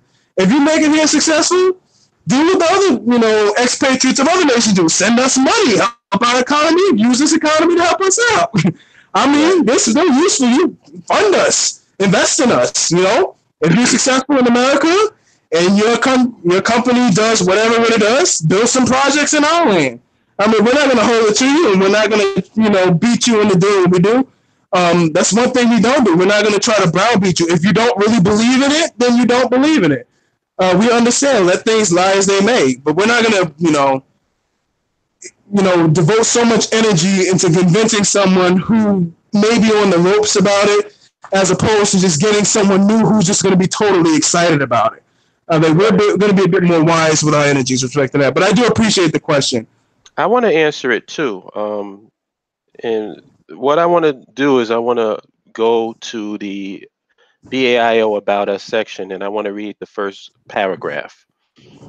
B.A.I.O. is a geopolitical organization of African American and African diaspora victims, descendants, and POWs of the transatlantic slave trade, scattered throughout the diaspora, living as second and third class citizens in foreign lands. Now, let's stop right there. Is there any ambiguity, any confusion about who and what this organization is about? No. No. If you go by that simple one thing that I read there, if you consider yourself Native American, then you're not involved in the discussion. And this is not being disrespectful. I just read what the B.A.I.O. is about. B.A.I.O. is a geopolitical organization of African American and African diaspora victims, descendants, and POWs of the transatlantic slave trade, scattered throughout the diaspora, living as second and third class citizens in foreign lands. That's what this group is all about. Yep. So my question is this, and this is the question that really I've been asking for the longest. If that does not apply to you, why are you here? Why are you trying to convince people that it applies to not to be down with it? That is the part that I find confusing, because, and let me explain what I mean. If I were to go to Stormfront, the white nationalist website, I'm quite sure they have a mission statement that states that they're probably for racial purity and keeping the race white and blah, blah, blah, blah, blah. Why would I go there trying to convince them to be a part of the B.A.I.O.? Exactly. Does that make any sense? I mean, that group is diametrically opposed to everything we're about, and they're white people. So exactly. why do you go into a group with a clear and concise agenda? It's not like we're being confusing. It's not like we're being vague. We're telling you who this movement is for, what this organization is about. So if that doesn't apply to you, then fine. We're not going into Native American forums telling them, yo, you ain't really Native American, you African. Nobody's doing that. Mm-hmm. You can exist in your, like I said, and I say this lovingly.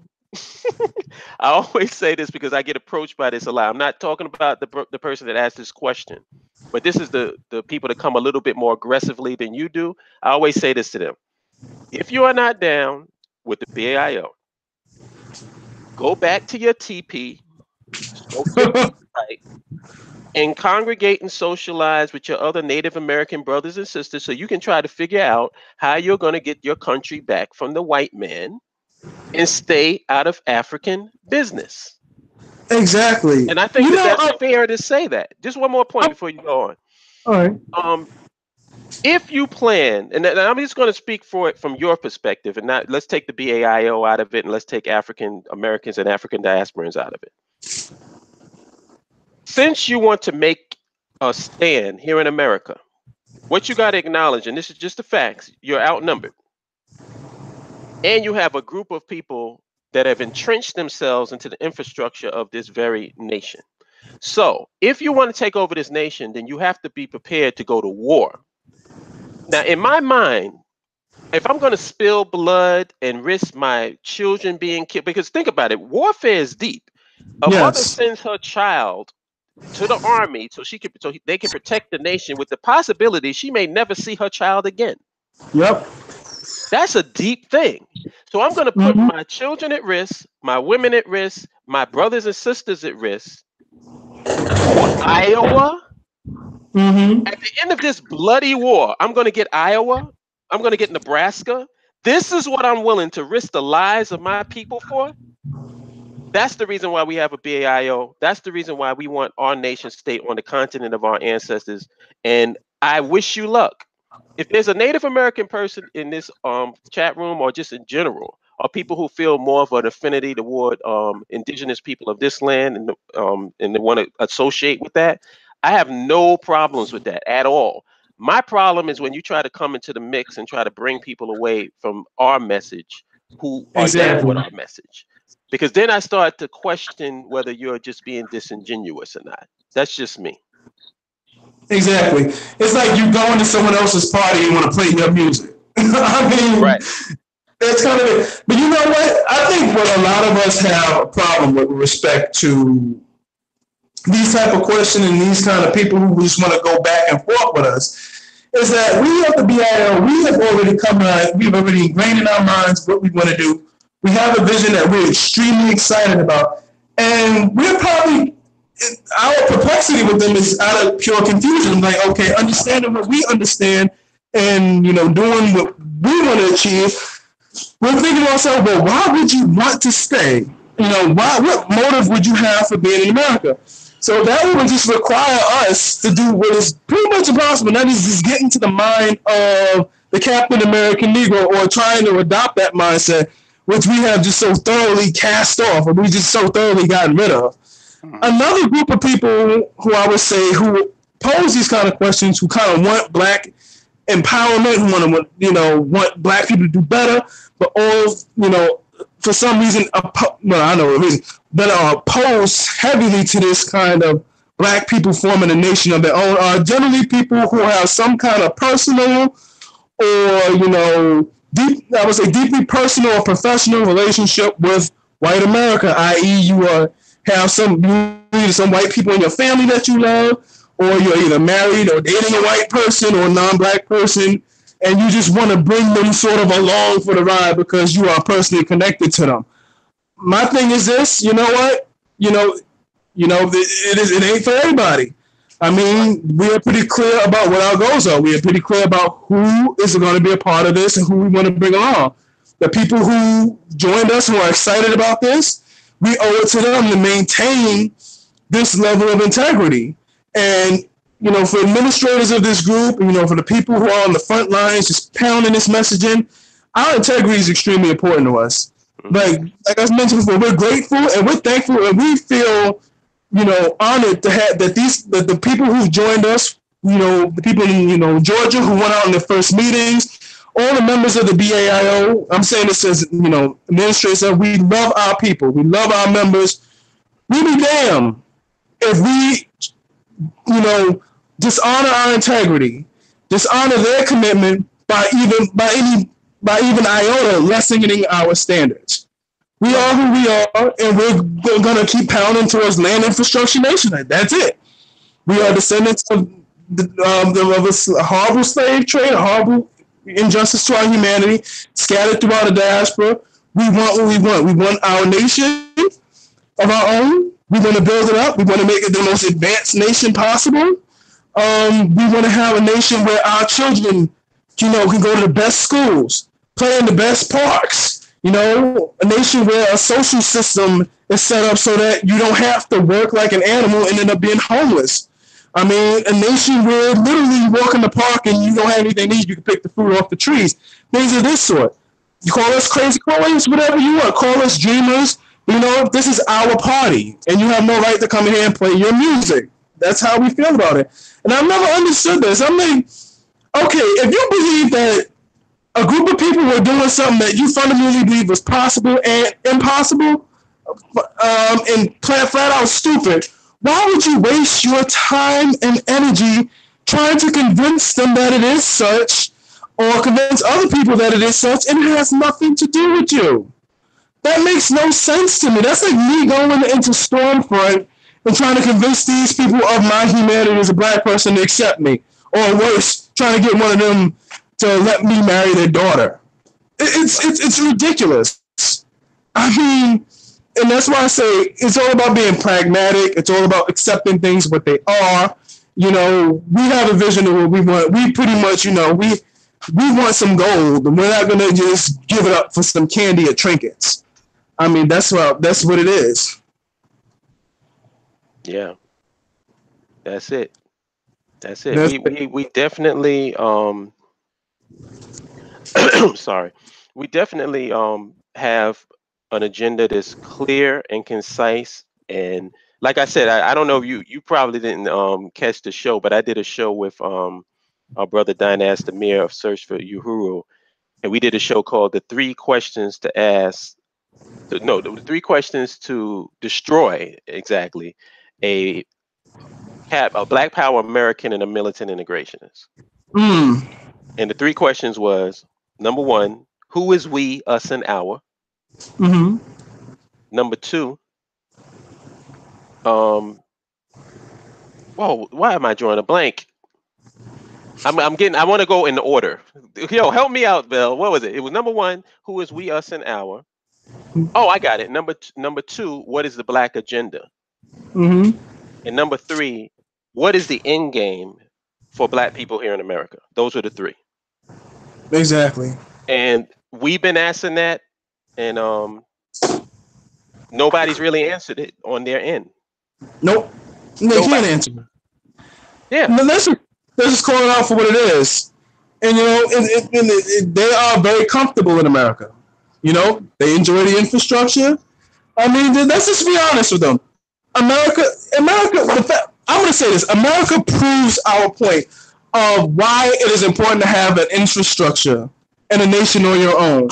Even as a second-class citizen, you are part of a nation with a great infrastructure. I say great, but a functional infrastructure where you turn on the faucet, clean water comes out, this, that, and a third. You can work, this, that, and a third. And you can pretty much build a comfortable life as a second-class citizen. When we're saying in the BAIO, we have a vision where we can achieve that for ourselves, to be in a situation where we're first-class citizens. We want the damn pie. We don't want the crumbs. Right. That's basically there. We have people are upset with us because we dare have the audacity to have a vision and goals for ourselves. They're like, who the hell you Negroes think y'all are to want something for yourself? Y'all did. I mean, y'all not Asians. Y'all not this, that. I mean, you're not the smartest group of people. But who y'all think y'all are? So, with integrationists, integrationist Captain American Negroes, the folks who just want to fight just for the sake of fighting with you because they got nothing else better to do. To them, I just, I've gotten to the point where I've just sort of tuned them out. I know it's important, and I thank God for the warriors like yourself and Kala who have the energy and the spirit to just, just keep hammering these people down. They need to be hammered down because they're talking to other people who may be on the fence about this, and they're talking to other people who will see what we want to do, and they say, you know what, I would take that. You know, go on that long, hard road. That is more pragmatic than getting this people in this country to actually accept us for who we are, to accept our humanity. I would say, honestly, what we are saying when we talk to BAIO, we're saying it is more pragmatic for a group of people who have, you know, very little skill sets, very little, you know, resources to get a piece of land on the continent of their ancestors and build that land up into a modern nation than to actually believe that a nation that they're already in as second-class, third-class citizens with an infrastructure intact to actually accept their humanity. And that is something people can't come to grips with. If you can come to grips with that as someone who says, you know what, I'm willing to take this hard road, but you know what, I'll get something better out of it, as opposed to saying, you know what, I'll just accept my, you know, place as a second, third-class citizen, I'll be happy with it.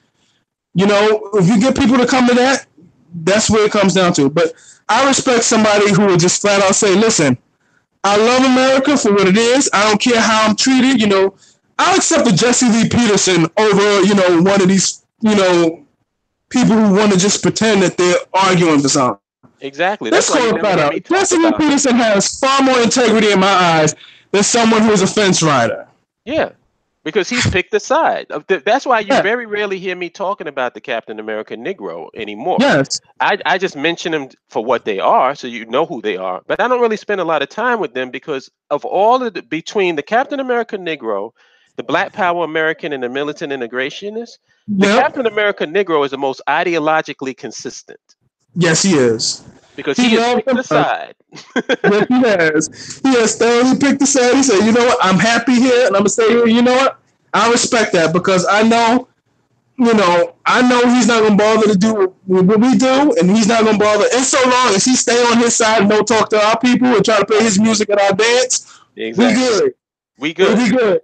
Now compare that. The person that pisses me off is the person that will go and rock an ankh inside of the continent of Africa and then rail against Africa. I got more of a problem with that person than I do with Jesse Lee Peterson.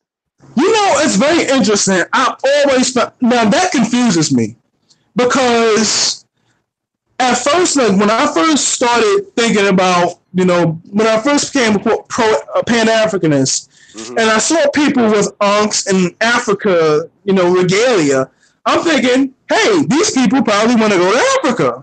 Right. No, to my chagrin, when you talk to them about actually going to Africa, and you're the most excited person about going there, and you get all this feedback, I'm thinking to myself, well, why the hell is Africa just a costume for you? When on the inside, you don't want to go. I mean, damn it. It's a costume. It's just something to put on. And like I said, I feel, you know, I know this on a personal level because some of the people that's closest to me have not rode with me on this nationhood thing. No. I mean, y'all, I don't have to mention any names, but do y'all see certain people that's not around me anymore that used to be around me? Well, this is the reason why, because they're not fucking with this ideology. They don't think that black folks can have a nation of their own. Exactly. I mean, not alone in Africa, but I want to touch back on the thing you had with, you know, supposed pro-blacks who are anti-African. And I'm saying to myself, it's a damn shame where white evangelical Christians are more pro-African than you are, and you're supposed to be pro-black. I mean, you got more, these people go to Africa more than you do. And I'm thinking to myself, because it's very strange, you got a lot of people who post videos of Umar Johnson or whatever in Africa saying, yeah, everybody's going to Africa, this, that, and the third. You know, they post all this stuff, but when you tell them to go to Africa, plan a trip, this, that, and the third, you get a lot of feedback. And I'm glad you mentioned that, because that was something that really perplexes me. Yeah. I'm going to tell you, that took me off guard. Like, when I started getting into this, I thought that it would be they would just gravitate toward this because everybody has Africa in their mouth. Africa was the birthplace of civilization, birthplace of mathematics, the pyramids, blah, blah, blah, blah, blah. I thought, wow, so these people would really be down with nationhood. Woo, boy, was I wrong. I'll take it a step further. Those same people won't even talk to Africans who came from Africa who live here. That's insane. Like, you be at work and you see a brother from Ghana and Nigeria and you have no questions for him.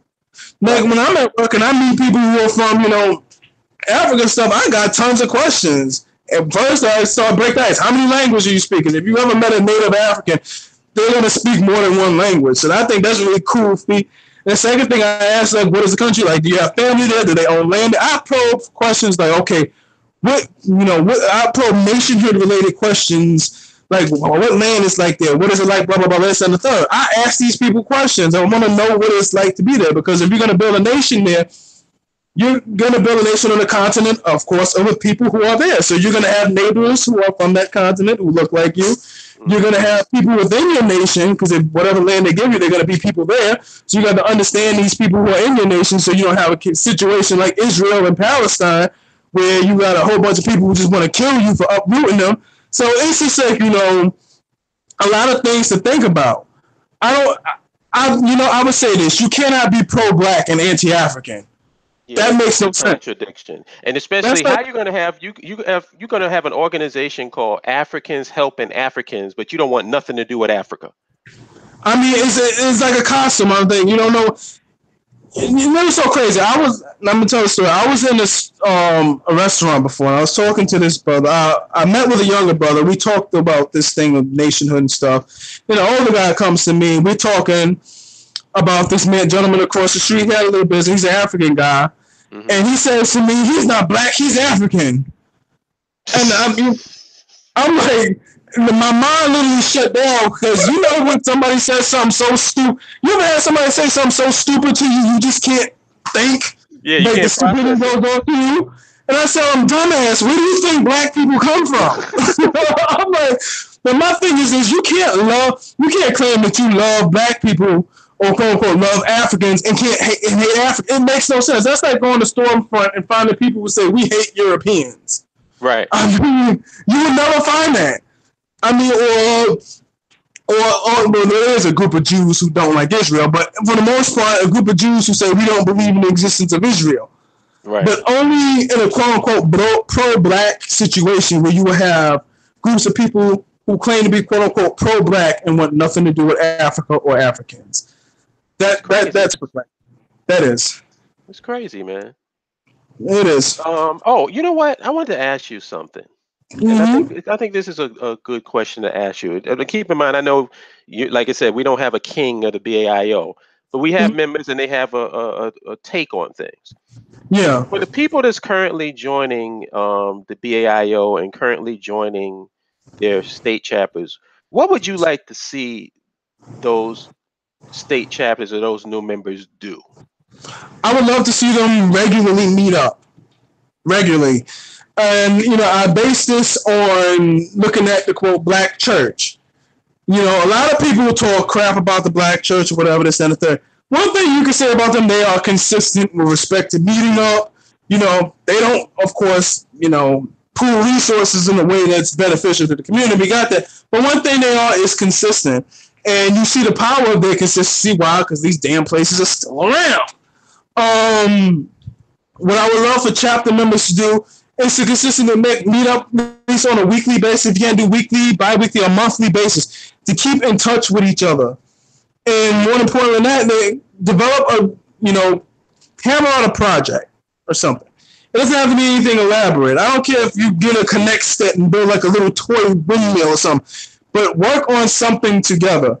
Rather be learning something together. Like, for example, if you want to get in the STEM fields, you understand, okay, we need to learn physics, mathematics, or engineering or whatever, but none of us are good at any of that stuff.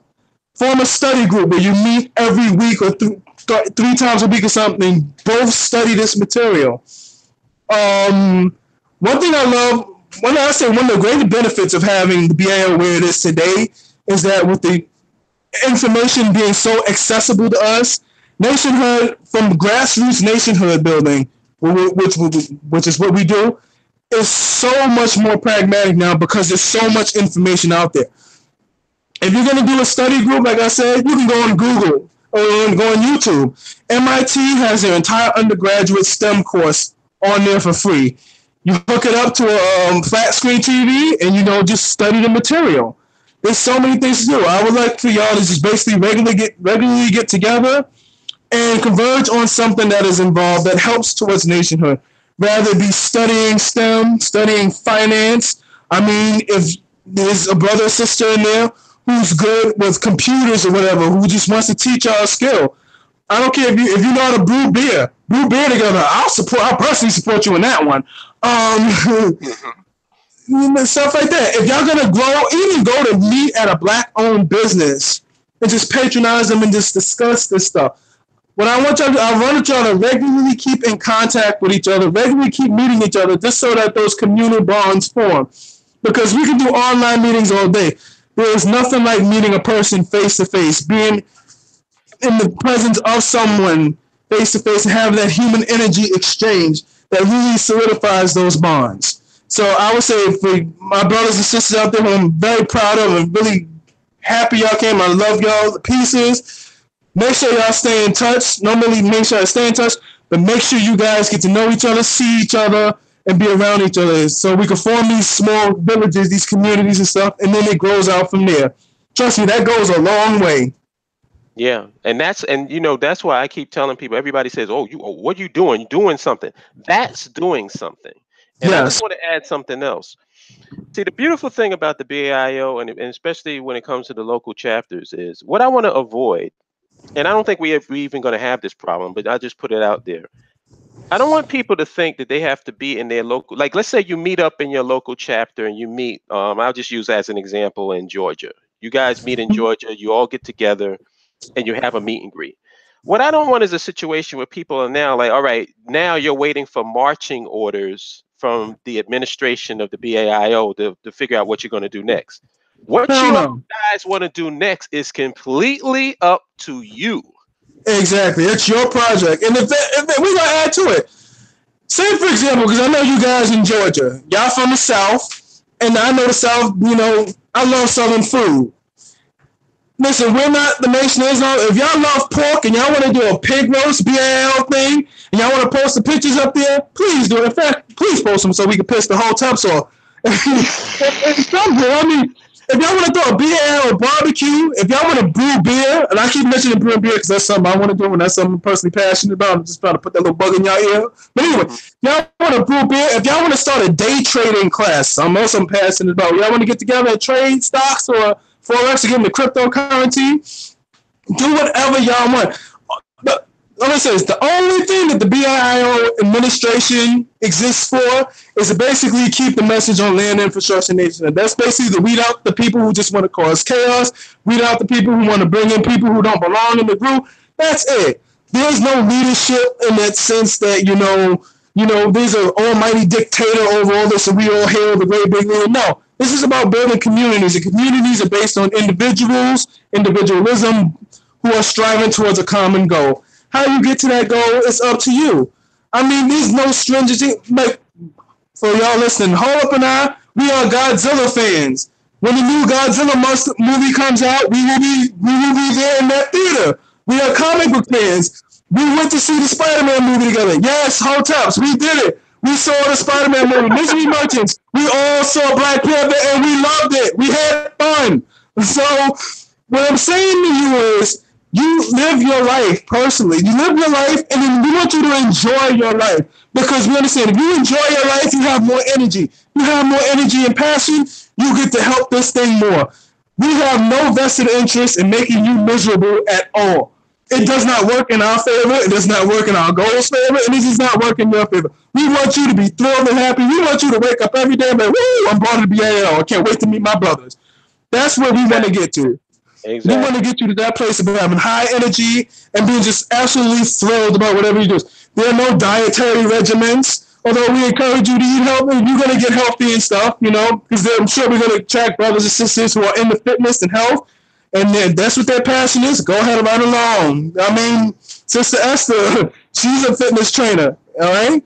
Mm-hmm. You know, whatever it is, whatever your passion is, whatever you love to do, when y'all meet up, you talk about your passion and what you love to do. If you love baseball cards and, you know, locomotives, talk about it, because you're going to find somebody else who does. We do not make people feel that they're inadequate because of what they do. Like, if you love sneakers and stuff, if you want to talk about trading sneakers in order to help the nation live, do it. But we do not disregard you for that. We only have one major rule. You have to be about land infrastructure nationwide. You got to be black. That's it. Those are two major rules. That's the only things the administrators will not come down on you. The only thing the administrators will drop the hammer on you for. Oh, I just want to address something in the chat room. Richard Victor Dixon says Fallout was good. Saw it last weekend. Yo, I went to see Mission Impossible Fallout. Tom Cruise delivered big time. I gotta go back to the movies. I've been meaning this, and you know, yes, we are going to talk about movies here because we are human beings, and we of the BAI are human beings, and we do not want you to interrupt your life to be a part of some major agenda. In fact, we believe that you enjoying your life and having more energy and more health and prosperity helps us. Yes. Did you see the trailer to Godzilla King of the Monsters? Oh, you know I did. Oh, I can't wait for that. See, this is like, you know, for all you guys who are new to the BAIO, when we used to do the blog talk, we probably still do the blog talk radio show, we would have these discussions, and then we would go in on, like, you know, stuff that we enjoy doing. What we're doing here is we're showing you a model of what a BAIO meetup is going to be like. What Brother Holip and I are doing now, and we just talk about, you know, you can talk about land infrastructure nation, and the conversation veers towards, you know, Godzilla or whatever. That's good too, because, you know, you're creating that camaraderie. You know, we're not like a military kind of thing. We just the mission. No.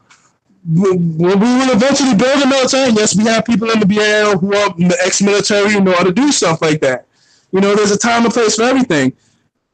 With your meetups, the time and place is basically to meet up, greet up, and get to know each other, like each other, and just build the relationships. That's the goal right now with the meetups. Build those relationships, and you build them on anything that you love. Right. And so that's the basic point, y'all. There is no marching or like if you're in Georgia, because first of all, Georgia has a particular environment and culture that you understand more than me living in New York. Exactly. So only you guys can determine what you want to do next. You know, exactly. So don't ever feel that you got to sit back and wait for marching orders from any administrators or leaders within the BAIO. Your state local chapter is your state local chapter. It's autonomous. Yep, you are the leaders of that group. And in fact, I encourage this: if your state local chapter gets a proof of concept bill, and anybody, if there's a BAI group in Texas, I want to see you. If anybody in Texas listening, please get a state and local chapter in Texas. And I'm excited about Texas. I'm especially excited about Georgia, particularly my Georgia people. You know, y'all got a lot of space down there. I know a lot of you guys are good with your, technical skills with your hands and stuff. If y'all can get like a mini village built in, like for the BAIO things, guess what? That chapter is now the leader of the BAIO because y'all did something that is in line with what we want to do. Y'all got that, proof of concept up. Like I said, the administrators here, we're just, gatekeepers, so to speak, to keep certain things out. We don't have a cult of personality. Yes, Holip and, Holip, Earl, Minister Dawood, they were in the beginning. Because they were in the beginning does not mean they have to be the end. Right. We're all just people. Just because they started this thing doesn't mean they own this thing. Exactly. It's owned by the people who love it and who love it the most. Right. Like, and I say that all the time, man. It's going to be some strong voices that emerge within the BAIO, and you're not going to be hearing Holip that often or Holip that often because those strong voices are going to be heard, and it's a good thing. We want this thing to go viral and out of our control. Exactly. We want this thing to we basically here to just start the fire rolling. Yep. If y'all want to throw gasoline on that bad boy, please do. I mean. We are not going to get in your way. As long as you got the land infrastructure nation thing going, and I'm pretty sure there's somebody listening to this or is going to listen to this or is listening to this now who knows something about real estate development or whatever who said, I could put a few houses together. brother or sister, you do what you gotta do. If you can make that BAIO commune work and you get it together, do what you gotta do. Hell, even the founders are like, listen, we'll join that joint. I mean, we're just a group of people who today, we just putting out an idea. You know, we understand the power of this idea. Ideas are very powerful. We're just putting this message out. We're putting up this vision. So this is what we want for our people. And, you know, just by communicating that vision, if you have the means of just contributing to us and bringing us further to it, do so. I mean, there's no agenda for the groups. I mean, the only thing we want is, yes, you know, keep it true to land infrastructure nation, meet each other, and enjoy each other's company.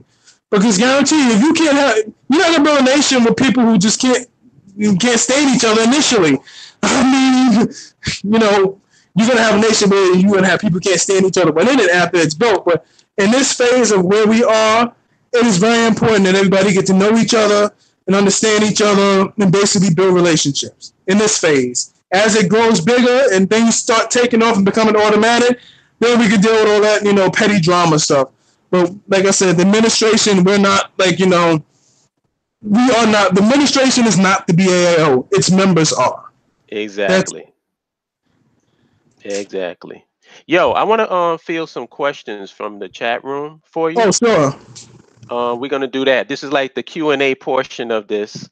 And yo, Neil, let me know if you got to cut out or anything, because I'm rolling. But you know, if you got to cut it short, just let me know. No problem. First question from Darius Lamb is, what will our immigration policy be? Boy, I can't wait to hear this one. Our immigration policy, once the nation is built up, we're going to have, of course, a strong immigration policy. We are a black ethno state in the sense that, you know, we have all black people descending from both the diaspora and the continent have automatically the option of getting dual citizenship, whatever nation they're in. So if you're Jamaican and want to move to this nation, you will have the option of dual citizenship.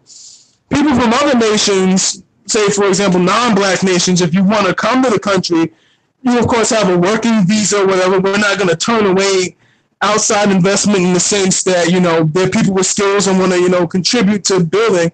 We're not going to turn that away. Why? Because that's pragmatic and it makes sense to say that you can do everything solely on your own, you know, without any outside input is a bit, you know, naive to try. Not even China, you know, was able to do what they did, you know, on their own.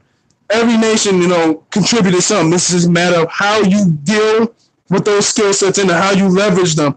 You know, the difference between us is that if you come in as a foreign nation or as a foreigner into, you know, and invest in our nation, you're not going to be allowed to, you know, own infrastructure, or you're not going to be allowed to have, you know, the sort of leeway a lot of other African nations are giving these foreigners in their country. So that's it. Our immigration policy is going to be very liberal and lax towards other black people of the diaspora.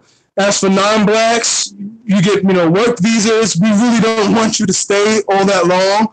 So that's pretty much going to be it. It's going to be like Israel's immigration policy, basically. If I'm going to put it frankly, ours is going to be very similar to Israel's. Any other questions? Hello?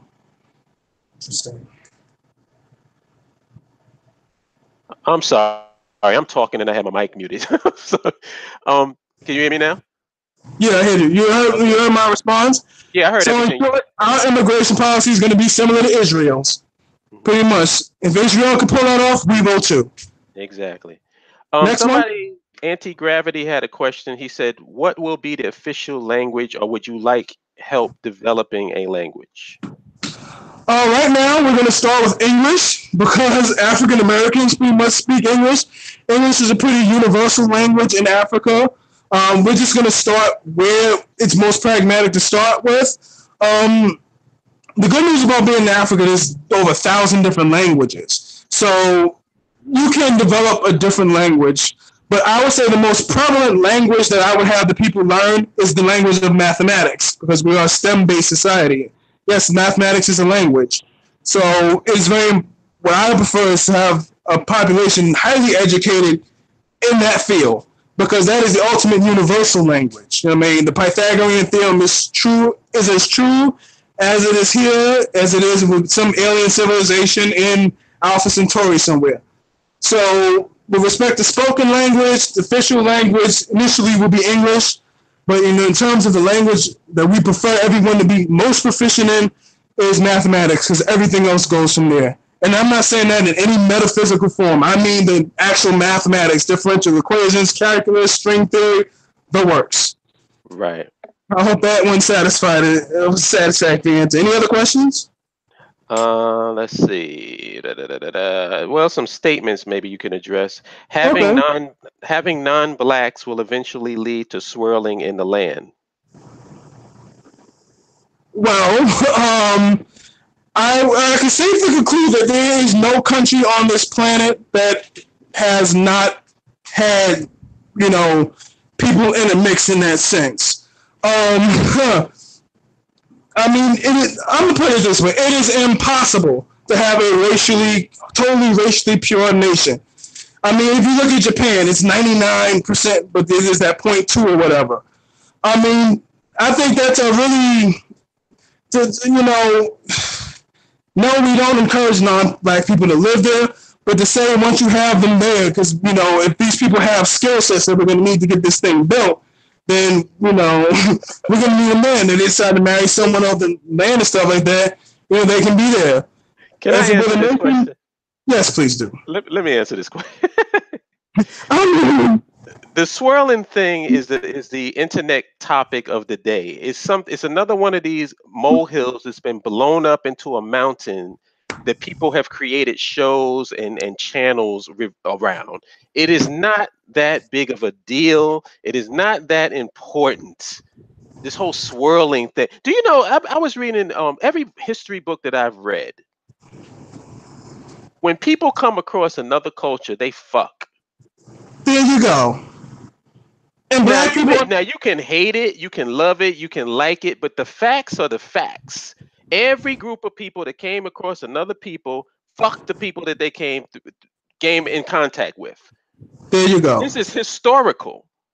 So my thing is, what's the percentage of? See, I said something on my Instagram, and I think I posted it on Facebook. The mere existence of something doesn't make it an epidemic. Exactly. Just because something exists doesn't mean it's some huge pressing problem that we got to deal with. Do you know, like I said, there are scorpions on the earth. If they bite you and you don't get some treatment in time, there's a chance you be dead. There's black mamas. Yeah, exactly. There's all kinds of things in nature that will kill you. It does not mean that it's an epidemic. Let me speak to the swollen thing once of all, because like you said, there's a cottage industry based on this. Since the beginning of human time, people have been fucking people of different of different things. There are still black people, there are still white people, there are still Asian people. You will have a lot of black people who prefer to fuck other black people and make more black people. Same as you will have a lot of white people who will screw other white people and fuck other white people and make more white people. Same with the Asians. There are always going to be people who are attracted to members of their race and keep their race going. But, I mean, in context of what he's saying, in terms of not like, there are people who don't like interracial relationships. I don't have a problem with those people and their opinions. Within this nation, of course, there's going to be, like in any nation, there's going to be a hard right-wing segment, and he may belong to that right-wing segment. I have no problem with that. But it's all a part of, what is going on. We take a pragmatic and realistic view at the world. Now, if on this nation you want to form a hard right party that's going to be against this and think that your ideas can get traction, you can do that. I mean, we have no problem. And if you get success... I doubt if it'll happen, though, because we're going to have an intelligent populace. Exactly. The intelligent populace realizes this, and I've been making this point. I've been accused of being pro-homosexual by making this statement of fact. Yeah. There's, of the 100% of the population on the planet, 96%, 96 to 97% is heterosexual. Exactly. So what's the homosexual agenda again? Exactly. If I'm in baseball and every 10 times I come up to the plate, 9 times out of those 10, I get a hit or a home run, I'm going to the damn Hall of Fame. Exactly. If I'm playing basketball, every 10 shots I take, I make 9 of them, I'm going to the Hall of Fame. Name Exactly. one thing where you have a success ratio of 96 to 97%, but yet you complaining and crying and bitching and moaning and getting the About teary eyes and the 40%. snotty nose over the 4% that exist. So the mere existence of it is enough to drive you crazy when you have a 96 to 97% success ratio. Exactly. My thing is this also, and if you look at nations in the past who've, worked to purge sort of these kind of things, for example, Nazi Germany or whatever, it never really works out for them. In fact, if anything, after the efforts fail, it gets worse. Yep. So let's say, Hitler started with his thing, the racial pure thing. Now Germany today, German women are screwing African men left and right. So my thing is this: if you leave it alone, if you don't make a big deal out of it, you don't have to worry about it. Not only that, but with other people who someone else is fucking in their home, but I'm just saying, it has nothing to do with you. If we have a nation and, if we need a certain kind of tunnel built, and the experts for building those kind of tunnel systems live in Germany because they're really great at tunneling stuff, and we have to call people in from Germany to teach us how to do that, or send people to Germany to learn that. Either the people who come to Germany or the people we send to Germany, or, there may be a chance that they may fall for someone who is German. The reason we're sending them there is to get the information to build that system so we don't have to go to Germany no more. If they give us that damn information to build that system so we won't have to go to Germany anymore, they've achieved their goal. Now, who they marry, fuck, or whatever, that's up to them. And it's also let's get the cat out the bag, and let's just clear the air that people need to get over this concept that you can control anybody and anything. Yes. Get this out of your mind that certain things that you don't like are going to exist in the world, and tough fucking luck. Exactly. Big goddamn deal. Do you know how much stuff? I'm gonna tell you just on a personal level what I got a problem with. Just everybody has this thing where I forget the term that they use for it, but it disturbs your sensibilities. Yes. Who is this who is anti-gravity? Oh, okay. He's talking to Fatty Black. I don't know what that discussion is, but let me get back to my point. You need to get over this concept that you can control every aspect of everybody's life. I think that's a big problem. Like you said, every time somebody's made an attempt to eliminate something through genocide, it hasn't really worked out. Yeah. There hasn't been any real examples of you getting ready to of you eliminating the problem with that type of philosophy. And also, it keeps us centered on this conscious community perspective of judging people and social issues and personal issues over looking at the big picture of what we're trying to do. Yes. If you keep getting caught up in this, because think about it. This is why I make these points. And I did this thing called Are You Uncompromising or Are You a Dumbass on Facebook? And I presented these scenarios where you have a guy who is you're in courtroom and you're getting ready to be tried for murder for something that you did not do. The guy who's going to come to your defense is a flaming homosexual, but he's a witness that you weren't at the scene of the crime. Do you dismiss him and don't accept him as a witness or hostile witness because he's a flaming homosexual? Or do you allow him to get on the stand, tell people that you weren't there so your ass can get off? Which one is more important to you? Exactly. I would assume getting off would be. It's a question of priorities. Certain things, it's like if an ex murderer, if I'm in the streets and I got to get an interview on time, I got to be to a place on time, and I just stop a random person in the street. That random person that I stopped in the street could have just killed somebody. They could be a rapist, a murderess, or whatever. But I tap them on the shoulder. You know what I asked them? What time do you have? Exactly. If the person says it's 2:33. Does it cease to be 2:33 because of an axe murderer gave me the time? No. And what the fuck do I care? Because I'm not caring about that person. I need the time so I can figure out how I can get to this place on time. Exactly. And and then this is the last time we're going to spend on this thing. You have a successful nation made by black people. Chances are the people within that nation are going to be very proud of themselves and going to want to be with other people in that nation. And they're going to be so joyous in their success, they're really not going to care about the guy or the lady down the street married to the Italian or the Chinese or whomever. Really. Right. They're going to be so thrilled about their nation, about their success. The thing is that when you have things going on in your life, and this applies both nationally and individually, that you're excited about, and if you have a life, you're not going to really concern yourself about what other people are doing with their lives and their bodies and their relationships and their bedrooms. So it boils down to that. If that's not a strong enough answer, tough luck. Take it somewhere else where you can, build your ethno state. Where think you can build a pure ethno state. Even though we're building an ethno state, a pure ethno state where none of this exists. Good luck. Make it happen for you. Even in Norway, it don't happen. Hell no. Or in Korea. So, what is it? Any more questions? Yeah, I want to address my sister, Adwar. I think I'm saying it right, Adwar. She says, I think that acknowledging there is a homosexual agenda doesn't mean that you're against homosexuals. I agree. But I don't put a lot of stock in the whole homosexual agenda thing because, I'm not saying that there isn't an agenda that exists. I'm just saying that so what? Everybody has an agenda. Yes. If you are a group, and especially a minority group or a marginalized group, yeah, you're going to have an agenda. Do they have an agenda? Probably, yeah. But I use it when it comes to agendas, and I made this point on various shows. In the NFL, every team's agenda is to win the Super Bowl.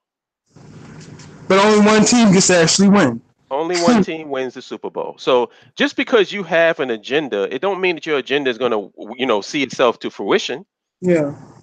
And I want to see, and like I said, you're talking about 3 to 4% of the population at best since the beginning of time. It's not The Walking Dead. It's really, I don't even like talking about this stuff because it's not relevant to what we have to do as a people.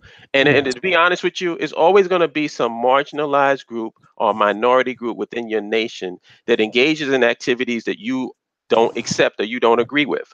So are we gonna put together a posse and kill all homosexuals, all people that's wearing goth and makeup and stuff, every little aspect of personality that we have? Biracial, interracial. Yeah, we're gonna go out and start killing people. I mean, for people who feel those kind of questions, they have to seriously ask themselves or be honest with themselves. If what you desire is to see a genocide against people who are swirling, who are biracial or homosexual, then you will probably gain more. I would say you would have more integrity or self-respect than just to say, that's what I want. I want to see these people gone. Than to say, be around the issue and say, listen, it exists and it's a problem. It's disgusting.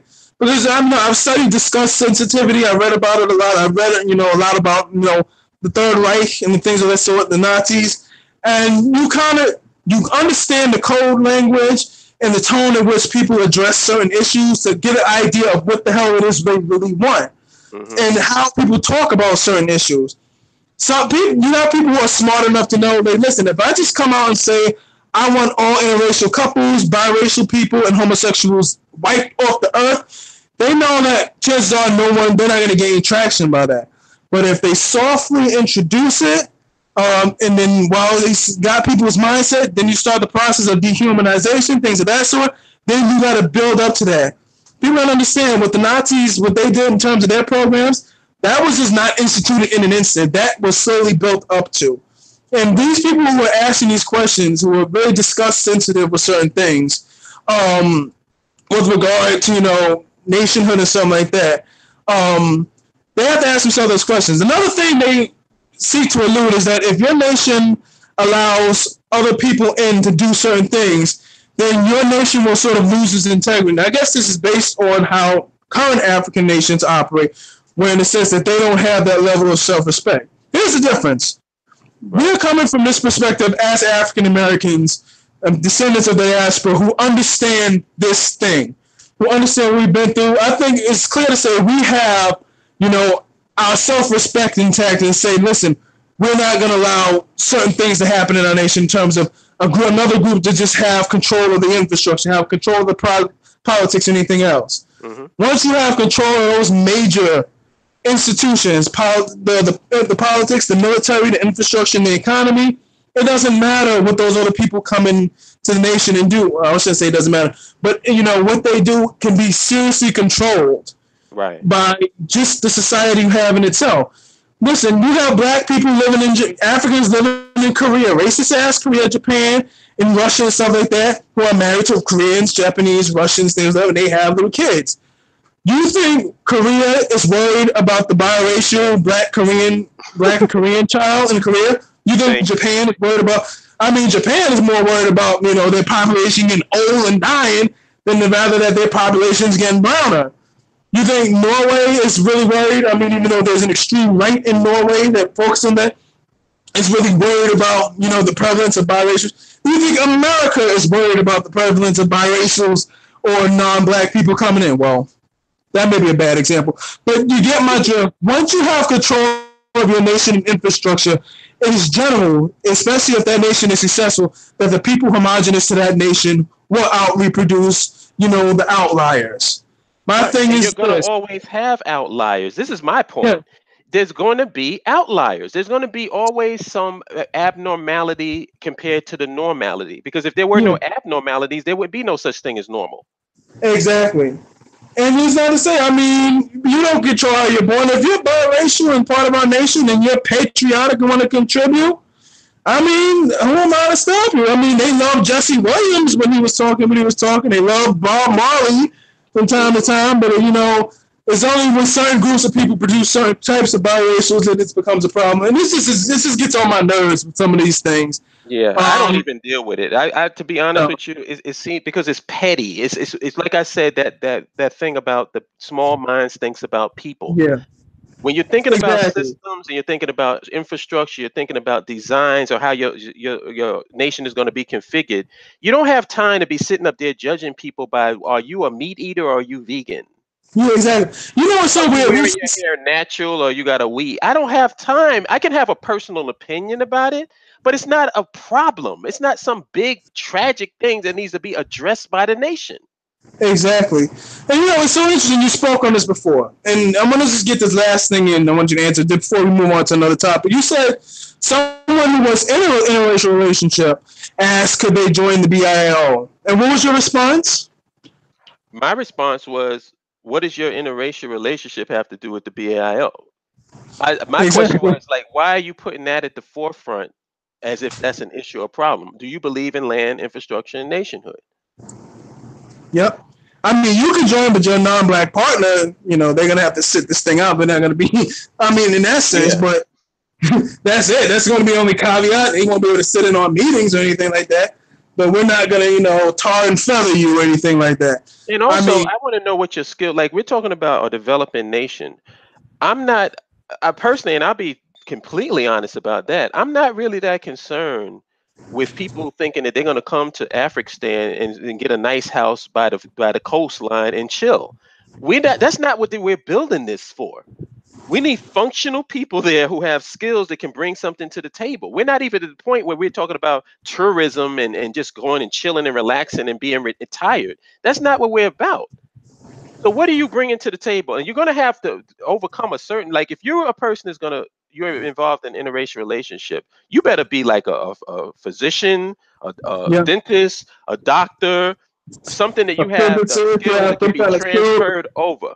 Yeah, program computers or something. Yeah, you better be. Now, if you're just a regular dude who has absolutely no skills and you want to bring your white girlfriend over to Afrikan, no. You can stay here in America. This is the place you need to be at. Yes. And that goes to people, that goes to people, black couples who want to be a part of this. I mean, people got to pull their own weight in this sense. Thank you. So what's the next question? Now that we, kind of laid that whole thing to rest.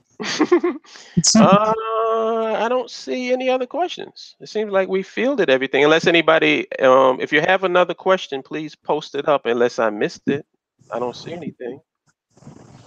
But we dealt with the somebody says something about the language, how we can start a language. Let me address the language thing because you did it. I just want to back up what you said. The reason why I don't have a problem with English being the official language initially is because Black folks speak English. There you go. How many generations would it take for you to learn a new language and for that language to become just fluent and a language to become your business language? How many generations would it take for the population to learn that? I'm being practical. I'm being practical, pragmatic. Now, this is another thing, and I think it's something that people overlook when it comes to the whole language thing. We're going to be surrounded by African languages. Yes. Think about that. We're going to be surrounded by African languages. We're going to have continental Africans migrating into our nation who serve some functional purpose in the beginning. Do you not think that that's going to be something that is going to change the culture over a period of time? Exactly. And if you really want African language spoken, the really way to do a cross-generational language transfer is really to, have children learn the language. And the only way to have children learn the language, there's two ways. One, you could have a bunch of native speaking Africans run daycare centers where they will speak the language around your children. Or two, which is a lot of people, especially the guys and the girls in the group, were like, you can marry an African and, have them speak the language in the home.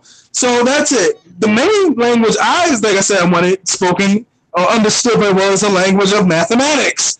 Because at the end of the day, this spoken human language, but mathematics is a universal language. It's the base of coding and computers and things like that. That is the technical language of the universe, of existence, whether you like it or not.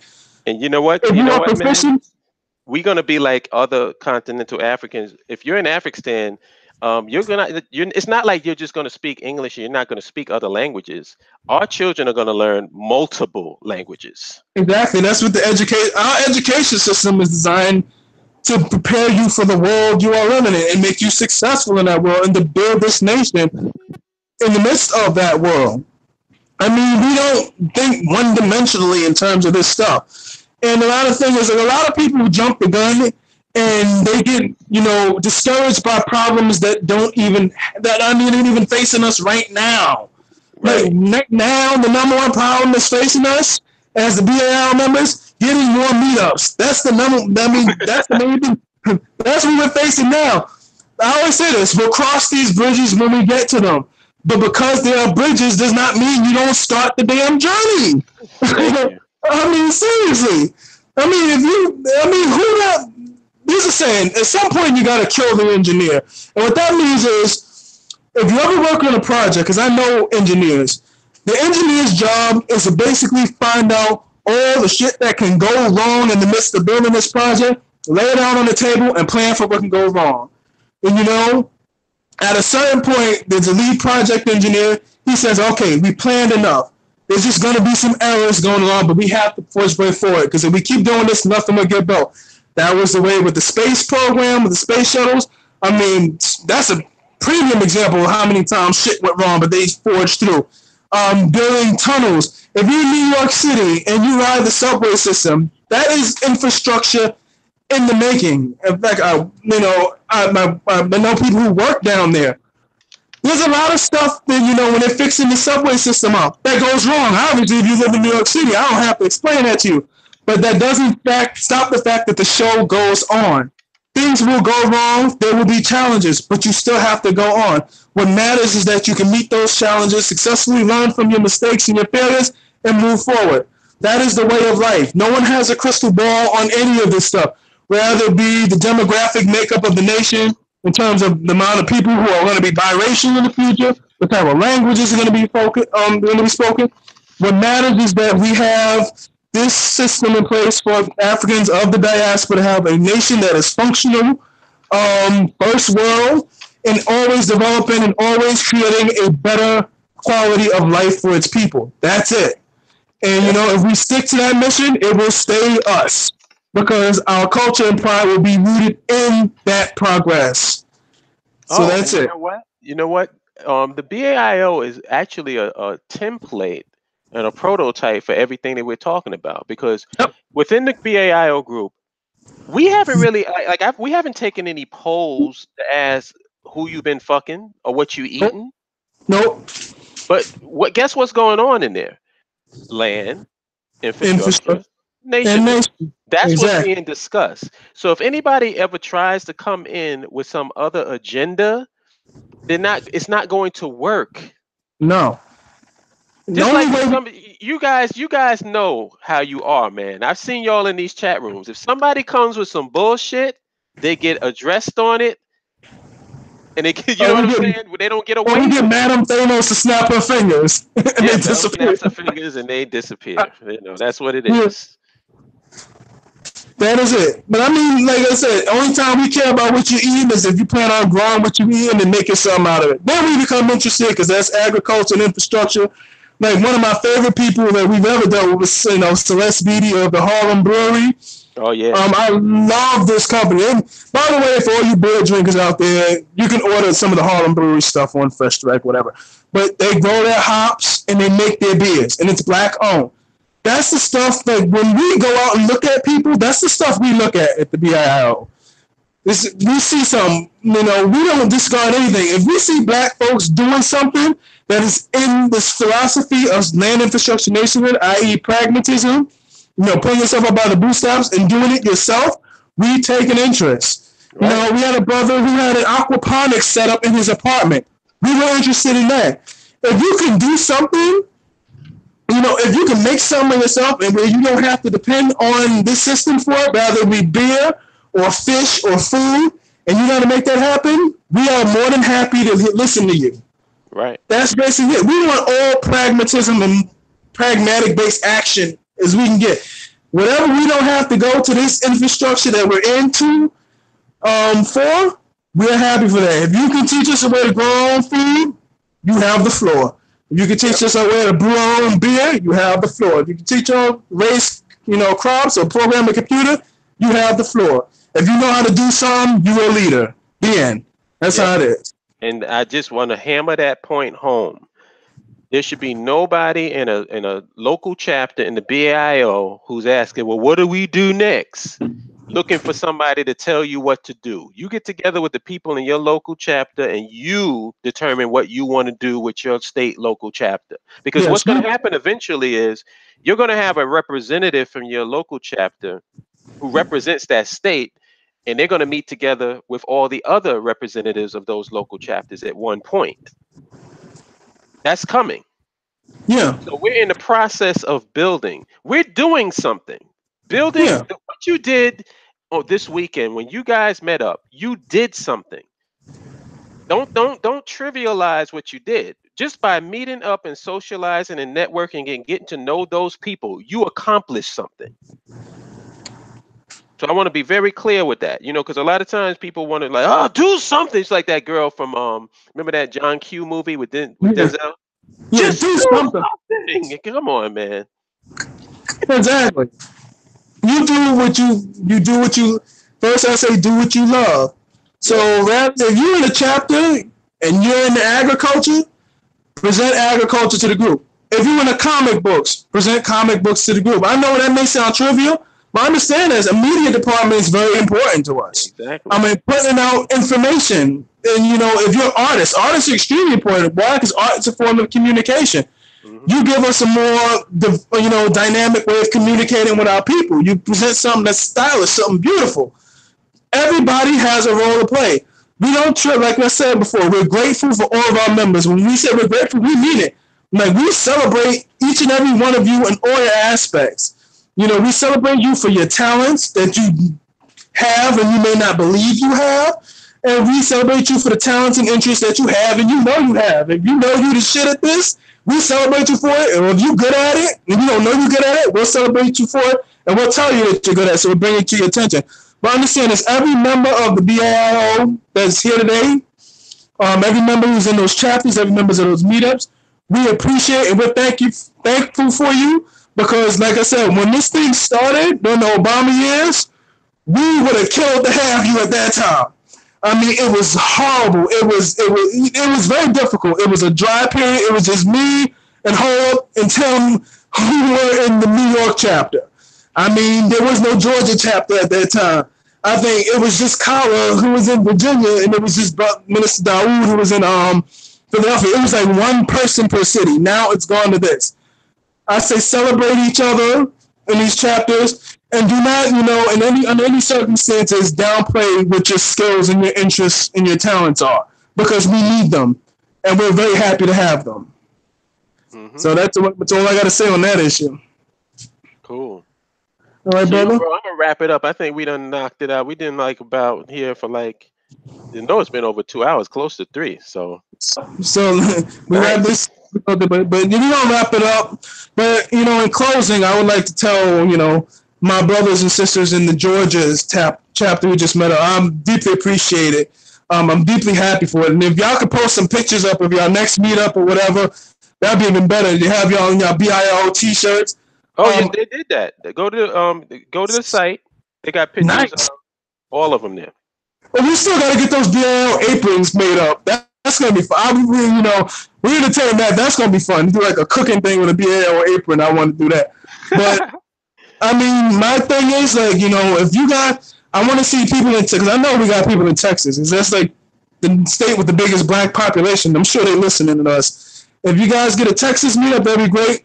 We're gonna hammer up the New York meetup soon because that's gotta happen.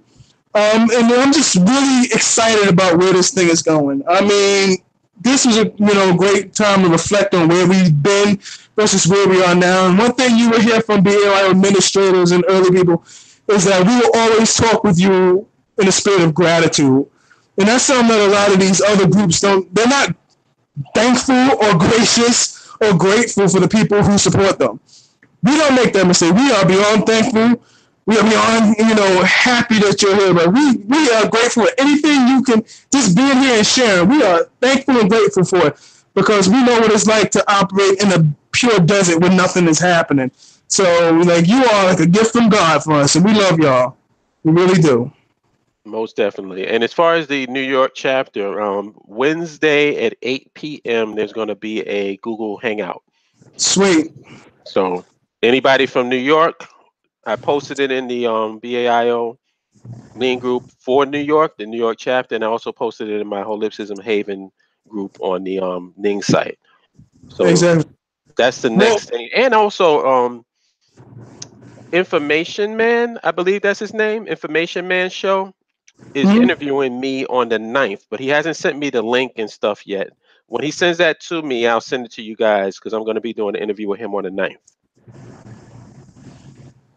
And that's about it, y'all.